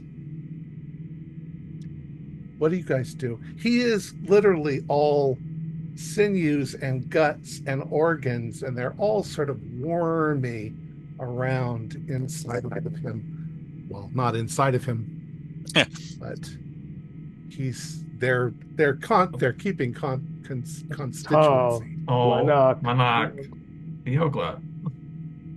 Atal, Monarch, Theogla. Nothing happens. Okay. Okay, then I draw my revolver and I'll try to put a round. I don't think this anything at all, but you gotta try.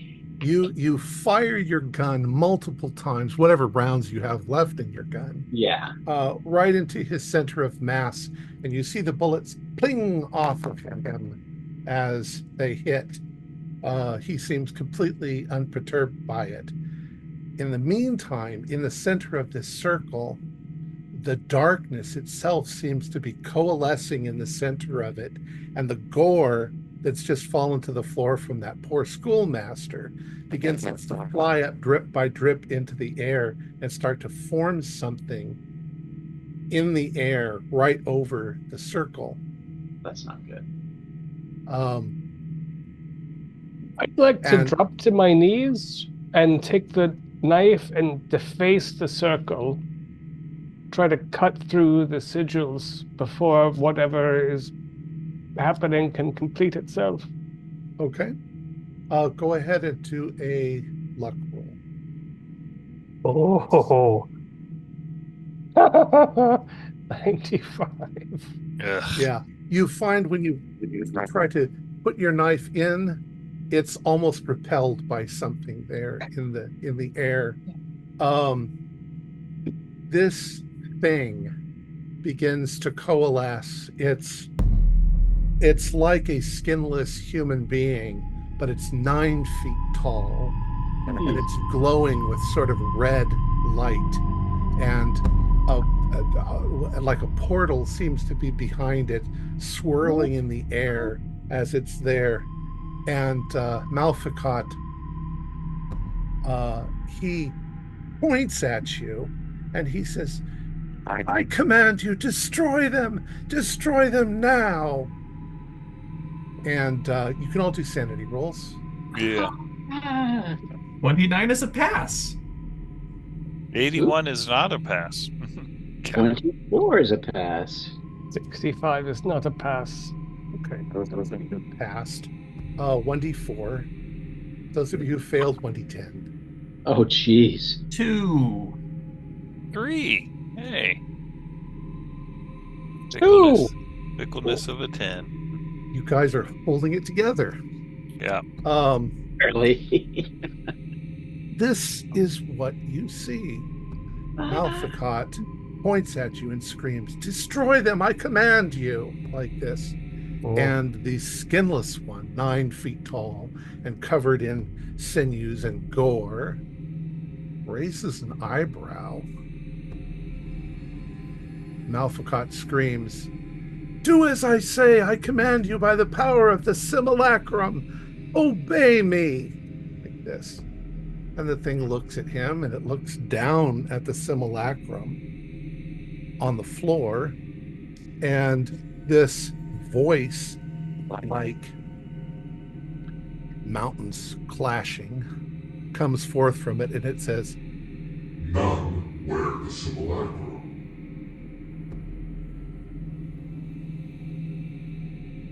and it doesn't move. Looks at him with contempt. At that moment, you see the look on Malficat's face, on his face, and he suddenly looks down at the simulacrum and looks like he's about to dive to try to get to the pieces. What do you guys do? I really like that torso, so I'm gonna go for it also. I'm gonna go for the pieces also. I see what Gunter's doing, and I'll try to stop Malficat. Like, I'll try to hold him up. Yeah, I'll join Dr. Neruda and try to do a linebacker block on the guy. Yeah, and I just think if I kick one leg out of the way, then it will skitter out of the emblem. Okay. Let's go around. Gunter, go ahead and roll. You're trying to grab the torso. Yep.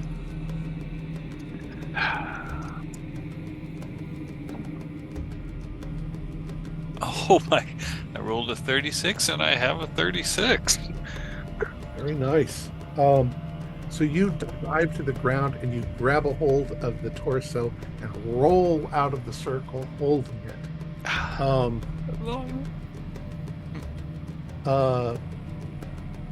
Neruda and Theodore, when you dive to try and hit Malficat, it's like hitting a statue. He is unperturbed by your attack.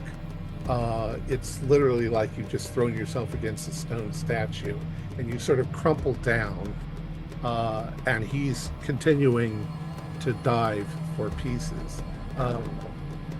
Dr. Curtis. There's not a kick function. Roll seems Let's a call bit it much. roll. I'm just trying to push something out of the way. Well, all right. I'll pay.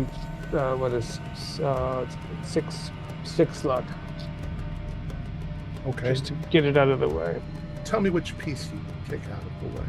Well, you said we were standing sort of at the feet, and it made sense in Right. the mise en scene. So I'm just kicking its left leg with my left leg, so it Okay. skitters out of the circle. So it, in fact, it rolls out of the circle.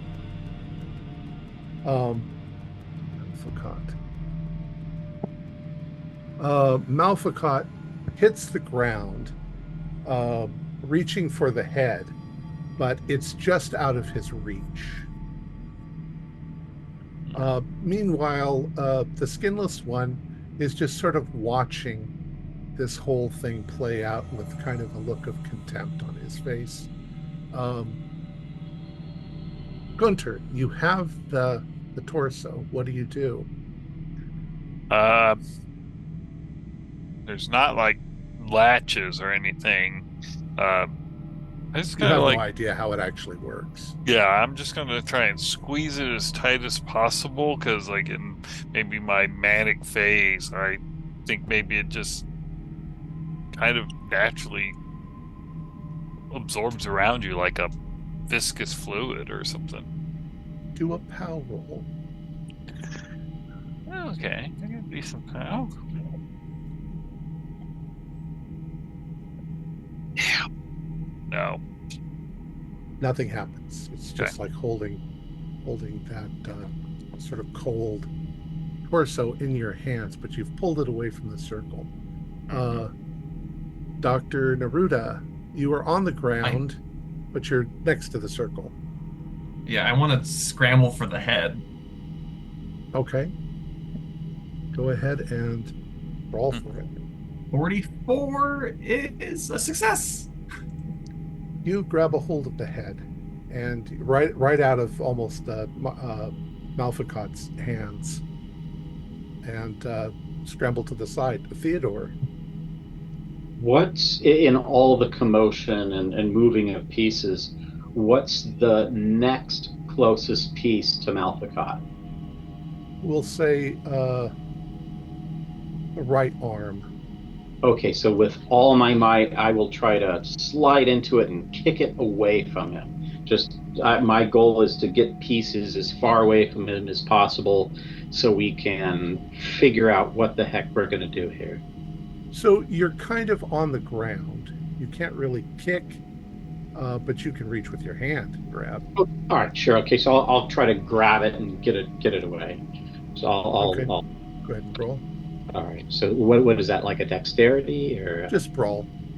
oh, it's a brawl. Okay. Yeah. All right. I wasn't yeah, okay. So let's see. There we go.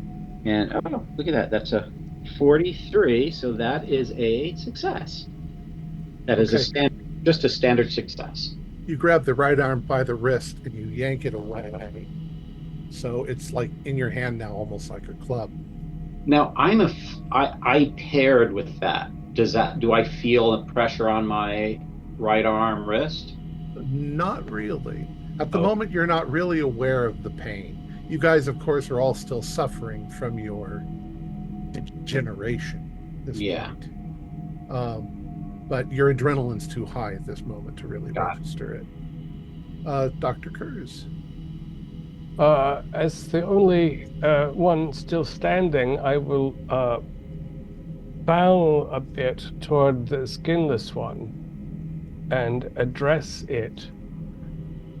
Surely, oh, skinless one, even if this mortal were wearing the simulacrum, he could not command you as he attempted to in his folly and arrogance.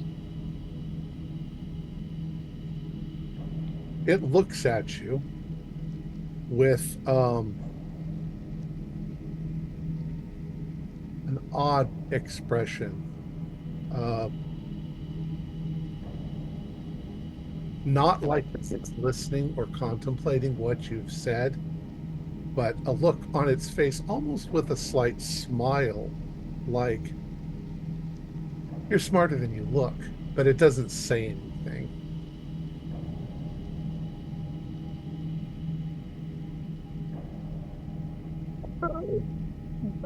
Makriot is, God, he got an 88. He's rolling around on the ground trying to grab one of the pieces, but he hasn't succeeded yet. So, Gunter, you've got one piece away. What do you want to do? You're still right there. So Yeah, I'm still going right there. I'm gonna get up, stand up, still holding it tight to me, and try and exit the room while still trying to, absorb it or have it encase me. you're still trying to absorb it. Okay, do Yeah. another willpower roll. Power roll. Come on, dice. It's 97 is a fail. Yep. It's Ugh. just as hard. You don't realize how lucky you are. Yeah. Yeah, you managed to get to the doorway. Mm-hmm. Dr. Naruda. So I have the head. There's still a leg that was kicked across the floor, so there's still a leg and an arm Yeah. in the circle. And you've kind of got the being right there in front of you too. So you have to kind of get around him to get to the other pieces. Malthacot's on the ground, scrambling towards. I wanna scoop up like a leg or an arm. So I have the head and one of those and Okay. follow Gunter. The arm closest, closer than The arm. I will go for it. the left arm. 19. That is a hard success. You grab a hold of the left arm and pull it up. Doctor. Sure. I'll try then to just sort of with the arm, kind of roll over and grab then the remaining leg, and just try to skedaddle right on out of there with that. Okay. Go ahead and brawl to get to that Brawl. leg. And there is ooh, wow, 94. No, I guess. Yeah. At least you bump it around, but you can't get a hold of it. Dr. Kurz. Oh, skin this one. This fool is not the only of our kind to try to use the power of the simulacrum, blaspheming your name. I, of course, am beneath your contempt or awareness, but wonder if in your wisdom you do not wish to take the pieces of this artifact away from this puny species and our plane of existence. Once again, he turns and looks at you. Both of his eyebrows go up. Like where the again, eyebrows like would be. Yeah, well, yeah, the eye ridge muscles go up. Like he's amused at what you're saying. And you also begin to notice that all this time he's sort of been hovering a little bit above the ground. He's now sinking down to the ground now that the pieces are not directly underneath him. And he's sort of landing in the center of the circle. And the portal that was behind him, is it growing? It's still there. It's just sort of swirling light, red light behind him.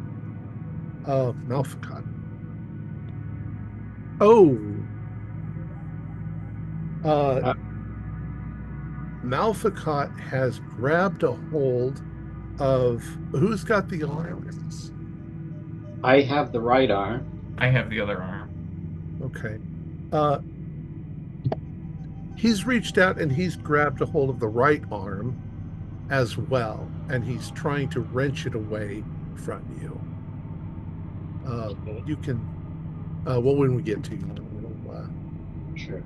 You can do it. Who's got the right arm? That's me. Okay, Theodore. Gunter. Yeah, I'm gonna get the torso out of this room. Are the steps like could I throw it over the railing of the steps, or is it like a enclosed stairway that It's probably half enclosed on the way down. Okay, yeah. So I'm gonna take it and kind of go halfway down, fling it down into the antique shop, and come running back to help. Okay. So I don't think I can absorb it. You in fact do that, and what you notice when it hits the ground, you hear Malficott grunt. Okay. As if you seem to have punched him in the guts or something. Yeah. And you turn around to run back in. Yeah. So you're back in, but you can't act in. Neruda. Well, I've got the head, I've got the arm, And I yeah. So I will do what Gunter did basically and hurl those pieces down the stairs. Okay. One at a time? Yeah. Okay. Throw the arm. All right, you throw the arm. Go ahead and do a throw roll for me. Ooh, you don't get those a lot. 90. It hits the door frame and bounces off. And let me do a luck roll. Really good luck. It lands right next to Malficott. And very quickly he grabs a hold of it. So he lets go of me. He's kind of got both now. Oh, okay. Well, since his attention split, I'll do both my arms hugging that arm and just, lunge away with all of me holding onto that arm. Hopefully that can outdo Just say his do a strength roll. strength roll. Alrighty. There is there's a standard pass, but could I push that? If you can do anything to increase strength roll. Can you use luck? Can't really, Yeah. can't really push in combat anyway. Okay. Yeah, that's right. That's right. Okay. All right. And this is technically combat. Okay. Okay. Then But you passed your strength roll, yeah? oh yeah, I passed it, but Okay. I could push some luck to make it a higher level if need be. I don't think you need to. He's lying on the floor. You've wrenched it out of his hand. Dr. Kurz. Oh, great. Skinless one. This, which calls itself Malficat, has finally taken back the head of the simulacrum. Is it possible that this makes him... Oh, I thought Malficat got the head back. No, you got He's the got the arm. arm. Yes, the left arm. He's taken a piece back. Is it possible that he has shown himself to be unworthy of your favor? Let alone the fact that he attempted to order the Skinless One to perform acts on his behalf? It ignores you. But just as you're saying that, Malficat has taken the left arm and saying something unpronounceable to you. He puts it against his arm, and you see it fuse with his arm. And as he does that and rolls around, he says, "Now I command you, destroy them." But what happens is the Skinless One looks down at him, reaches out its hand, and grabs a hold of his arm with the simulacrum and lifts him up off the ground. And he screams, "What are you doing? You must obey me by the power of the..." And with a simple gesture, the Skinless One smashes the simulacrum arm along with Malficat's arm. Malficat screams. There's a flash of blue energy, and you guys are all sort of thrown back. He then throws Malficat to the ground in front of him. What do you guys do? Malficat is screaming in agony. Does it look like his left arm is like just Crushed? Crushed. Okay. Yeah. And there are little pieces of what almost look like ceramic all around him that are glowing slightly blue. I could guarantee. I would. You want the head, Malficat? I was just thinking that with the arm. Well, we'll go to Gunter. Gunter, what do you do? Okay, well, I'm thinking that when I threw the torso, I heard him grunt like I hit him. I'm coming in there, and there's the crowbar that Neruda had brought to fight the thing. I'm going to try and hit the head with the crowbar. Okay, so Neruda's holding the head, and you're going to try to hit it. Yep, hopefully don't miss. Don't miss! Oh, geez. Roll well. This seems Seems like this is where I die. Oh no, not a friend's hand. No. I'll spend 5 luck to pass so I don't smash. I would you. I like you, appreciate though, to you definitely connect with it. There is definitely a sound of pain from Malficat, but I'd also like you to do another luck roll. Ugh.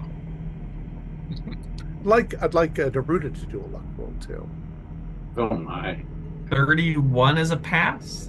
96 is a fail. Okay.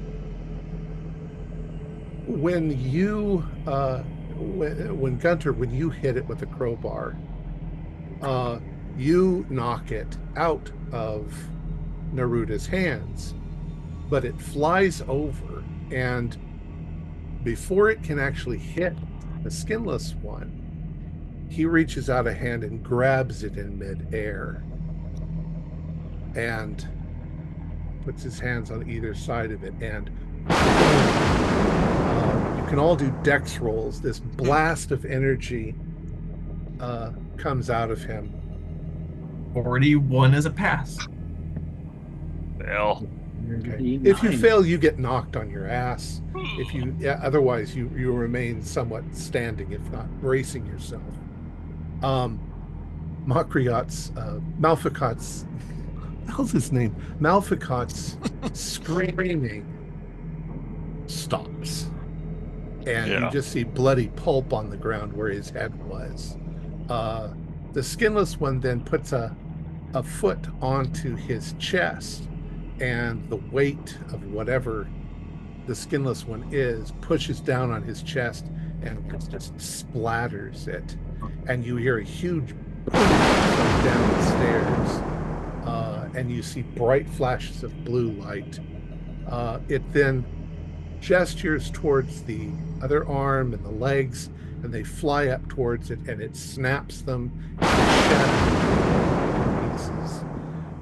And you hear it say something like, This usurper is unworthy, my gift is sundered.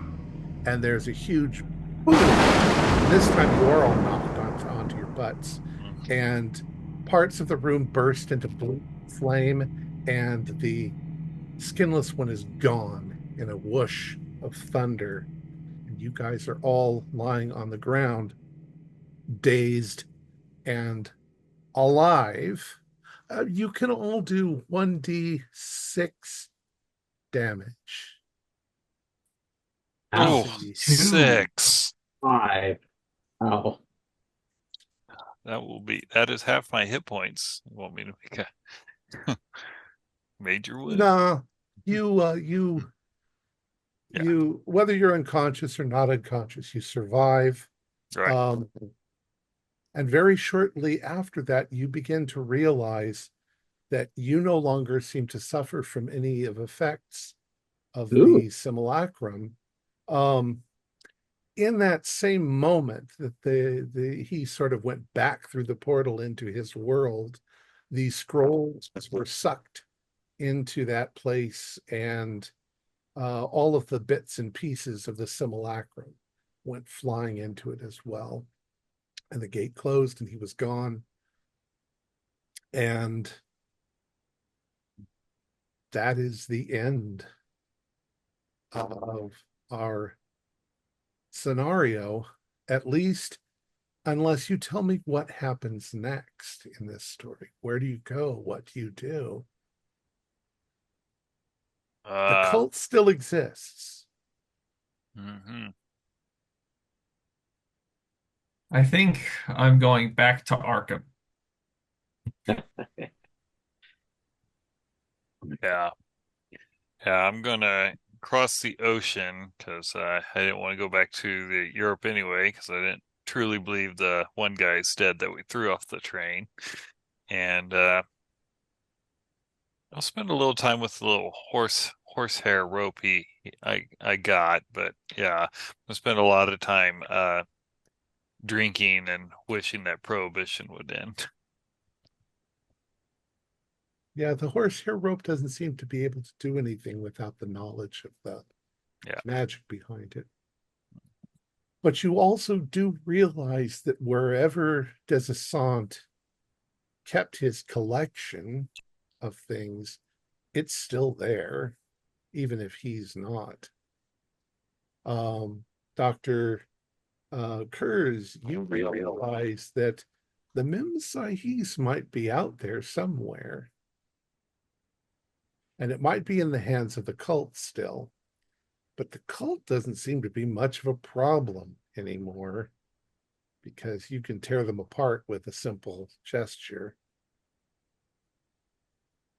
Yeah, that seems like a worthy quest. I think maybe 2 years before I go on that journey, I go back to Switzerland and into some sort of monastic situation where I get over some of what has happened. And now that I realize that the world is, in fact, perhaps more made from magic than of inorganic chemistry, I have to reattune myself. So, Also, maybe learn to punch a little better. so for defeating the reincarnated Malficat, 1d10 sanity points. For seeing that the skinless one has destroyed the simulacrum, you get 1d10 sanity points. You did not rescue Arthur Bowman, so you don't get any points there. You gain 1d6 sanity points for each of the scrolls that was destroyed, because now you understand that the power of the skinless one can never be reinvoked. Mm. How many scrolls was that? 4? 5, 5. because your scroll also disintegrates. Yeah. For seeing the defeat of your enemies, you get 1d4 sanity points. And for having completed the entire campaign, the survivors get 4d6 sanity points each. Oh, Mm.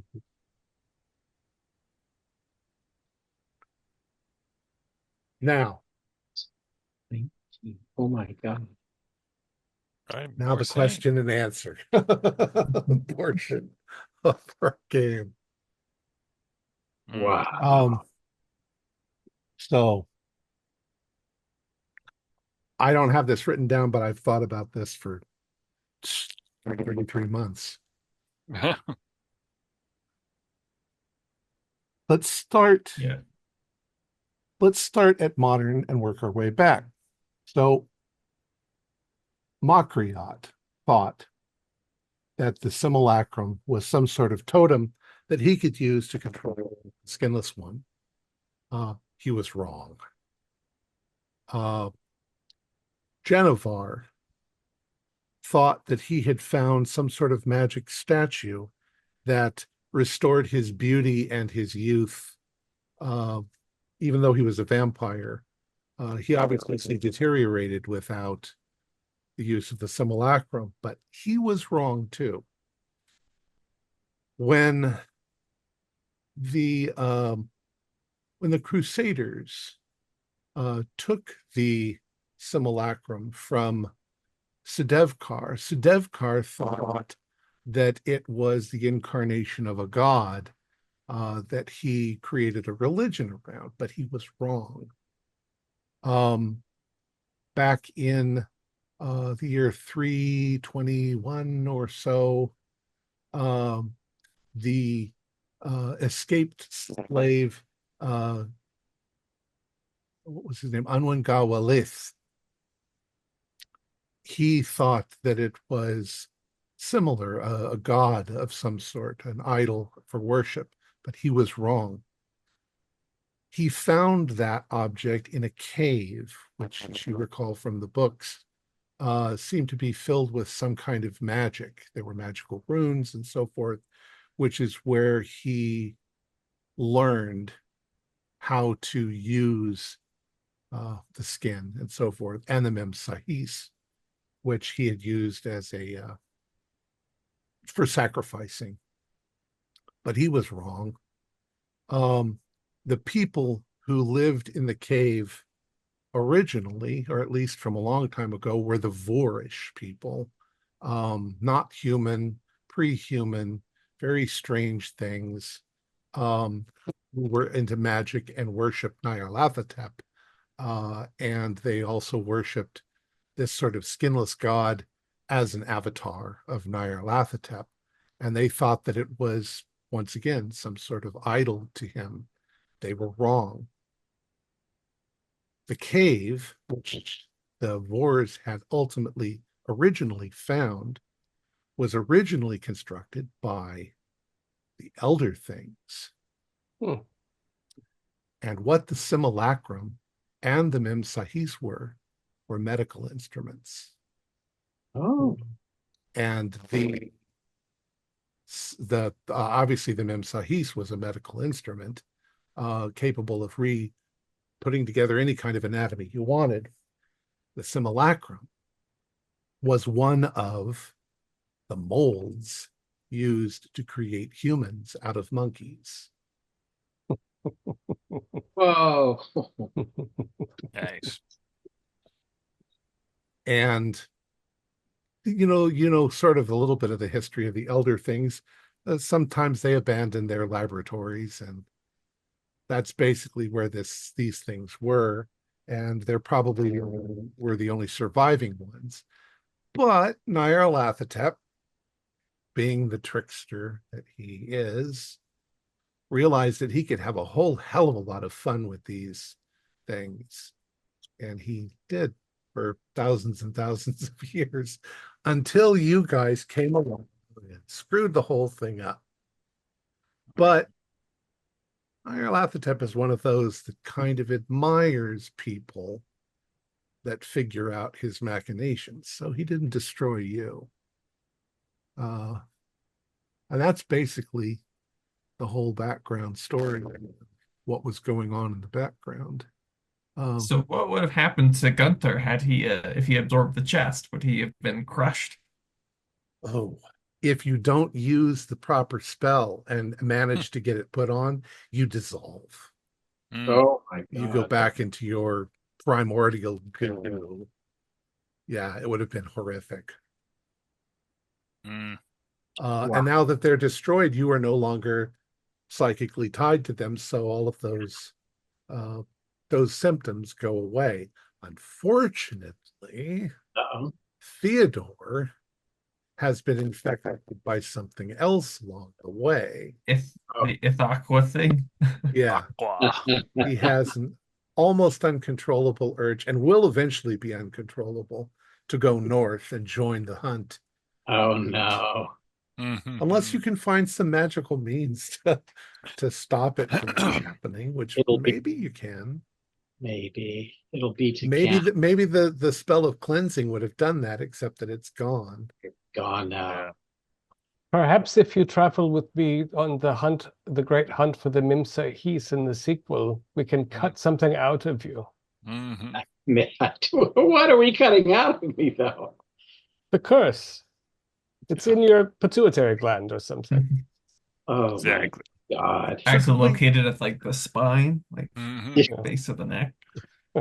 You could remove his head and put it on another body. That'd be easy enough. Yeah. You But could which take has the curse? Right. Do you have any questions? I'm sure you'll have questions over the course of the next month Yeah. that you'll think of all of a So sudden. was the skinless one just an avatar of Nyarlathotep, or was Correct, he yeah. some other thing? Okay. All right. Good. He's one of the avatars. So Have it was you all. all have you all played Burning Stars? Yeah. Yeah, I have. Stu has not. Oh, should I? Stu, Do plug it. your ears for just 1 second. All right, 1 second here. I'm dropping the And- volume off. And audience, if you're listening. The Spoilers ahead. the skinless one is one of the cards that you find. Yeah, I Mhm. do remember Yeah. that. Yeah. Mhm. All right. Oh, That's true. I hadn't thought of that. That's a nice callback. Now, here's the. I mean, there's a lot of. They did very clever things in terms of story structure, and to bring Malfacot back after, I think properly fooling us about the ritual of cleansing. Yeah, But how did why did he couldn't have anticipated that we knew that the Patchwork Prince and would be able to destroy him on the train. Yeah, he had no anticipation of the prince. He had no anticipation that you would blow him up with your magic. But he did think that you might succeed in killing him along the way. So before he even left London, he set up this trap so that if you do manage to kill him, he could resurrect. And he was going to use the same chart and spell anyway. It just wasn't called the Ritual of Cleansing. That was Right. that was what fooled us. But he needed the same stuff done. Yeah. Right. If he had sent you handwritten messages, which he didn't, you would have noticed it was his handwriting. Yeah. There was no servant that was there. The 3 dead Malficots. So the way, if I didn't already tell you this, the way it kind of was Malficot hated his father and wanted to seize power, and that he had been doing things all over the place, just, sending out feelers and seeing what he could find. And the simulacrum was one of the possibilities. And then he attended the lecture and saw you guys and Smythe and thought, okay, I can set this up. And it took him a couple of days to set up what he was going to do. But one thing he had to do was call in his doppelgangers and cut their throats so that they wouldn't tell Daddy what he was up to. So that's where the 3 murdered copies came from. And then Beddoes was, of course, the loyal friend of Smythe, and he was basically threatened. He was told, look, if you ever want to see Smythe again, then you're going to do what I say. And there's a temptation when you're playing it to give you a hint, but I don't want you to know that it's not really Smythe. Pretty early. So I give you the hint by simply having Malficot call him Beddoes instead of James, which is very subtle, but it's there. I keep calling him Makriot. In the story, he's called Mehmet Makriot.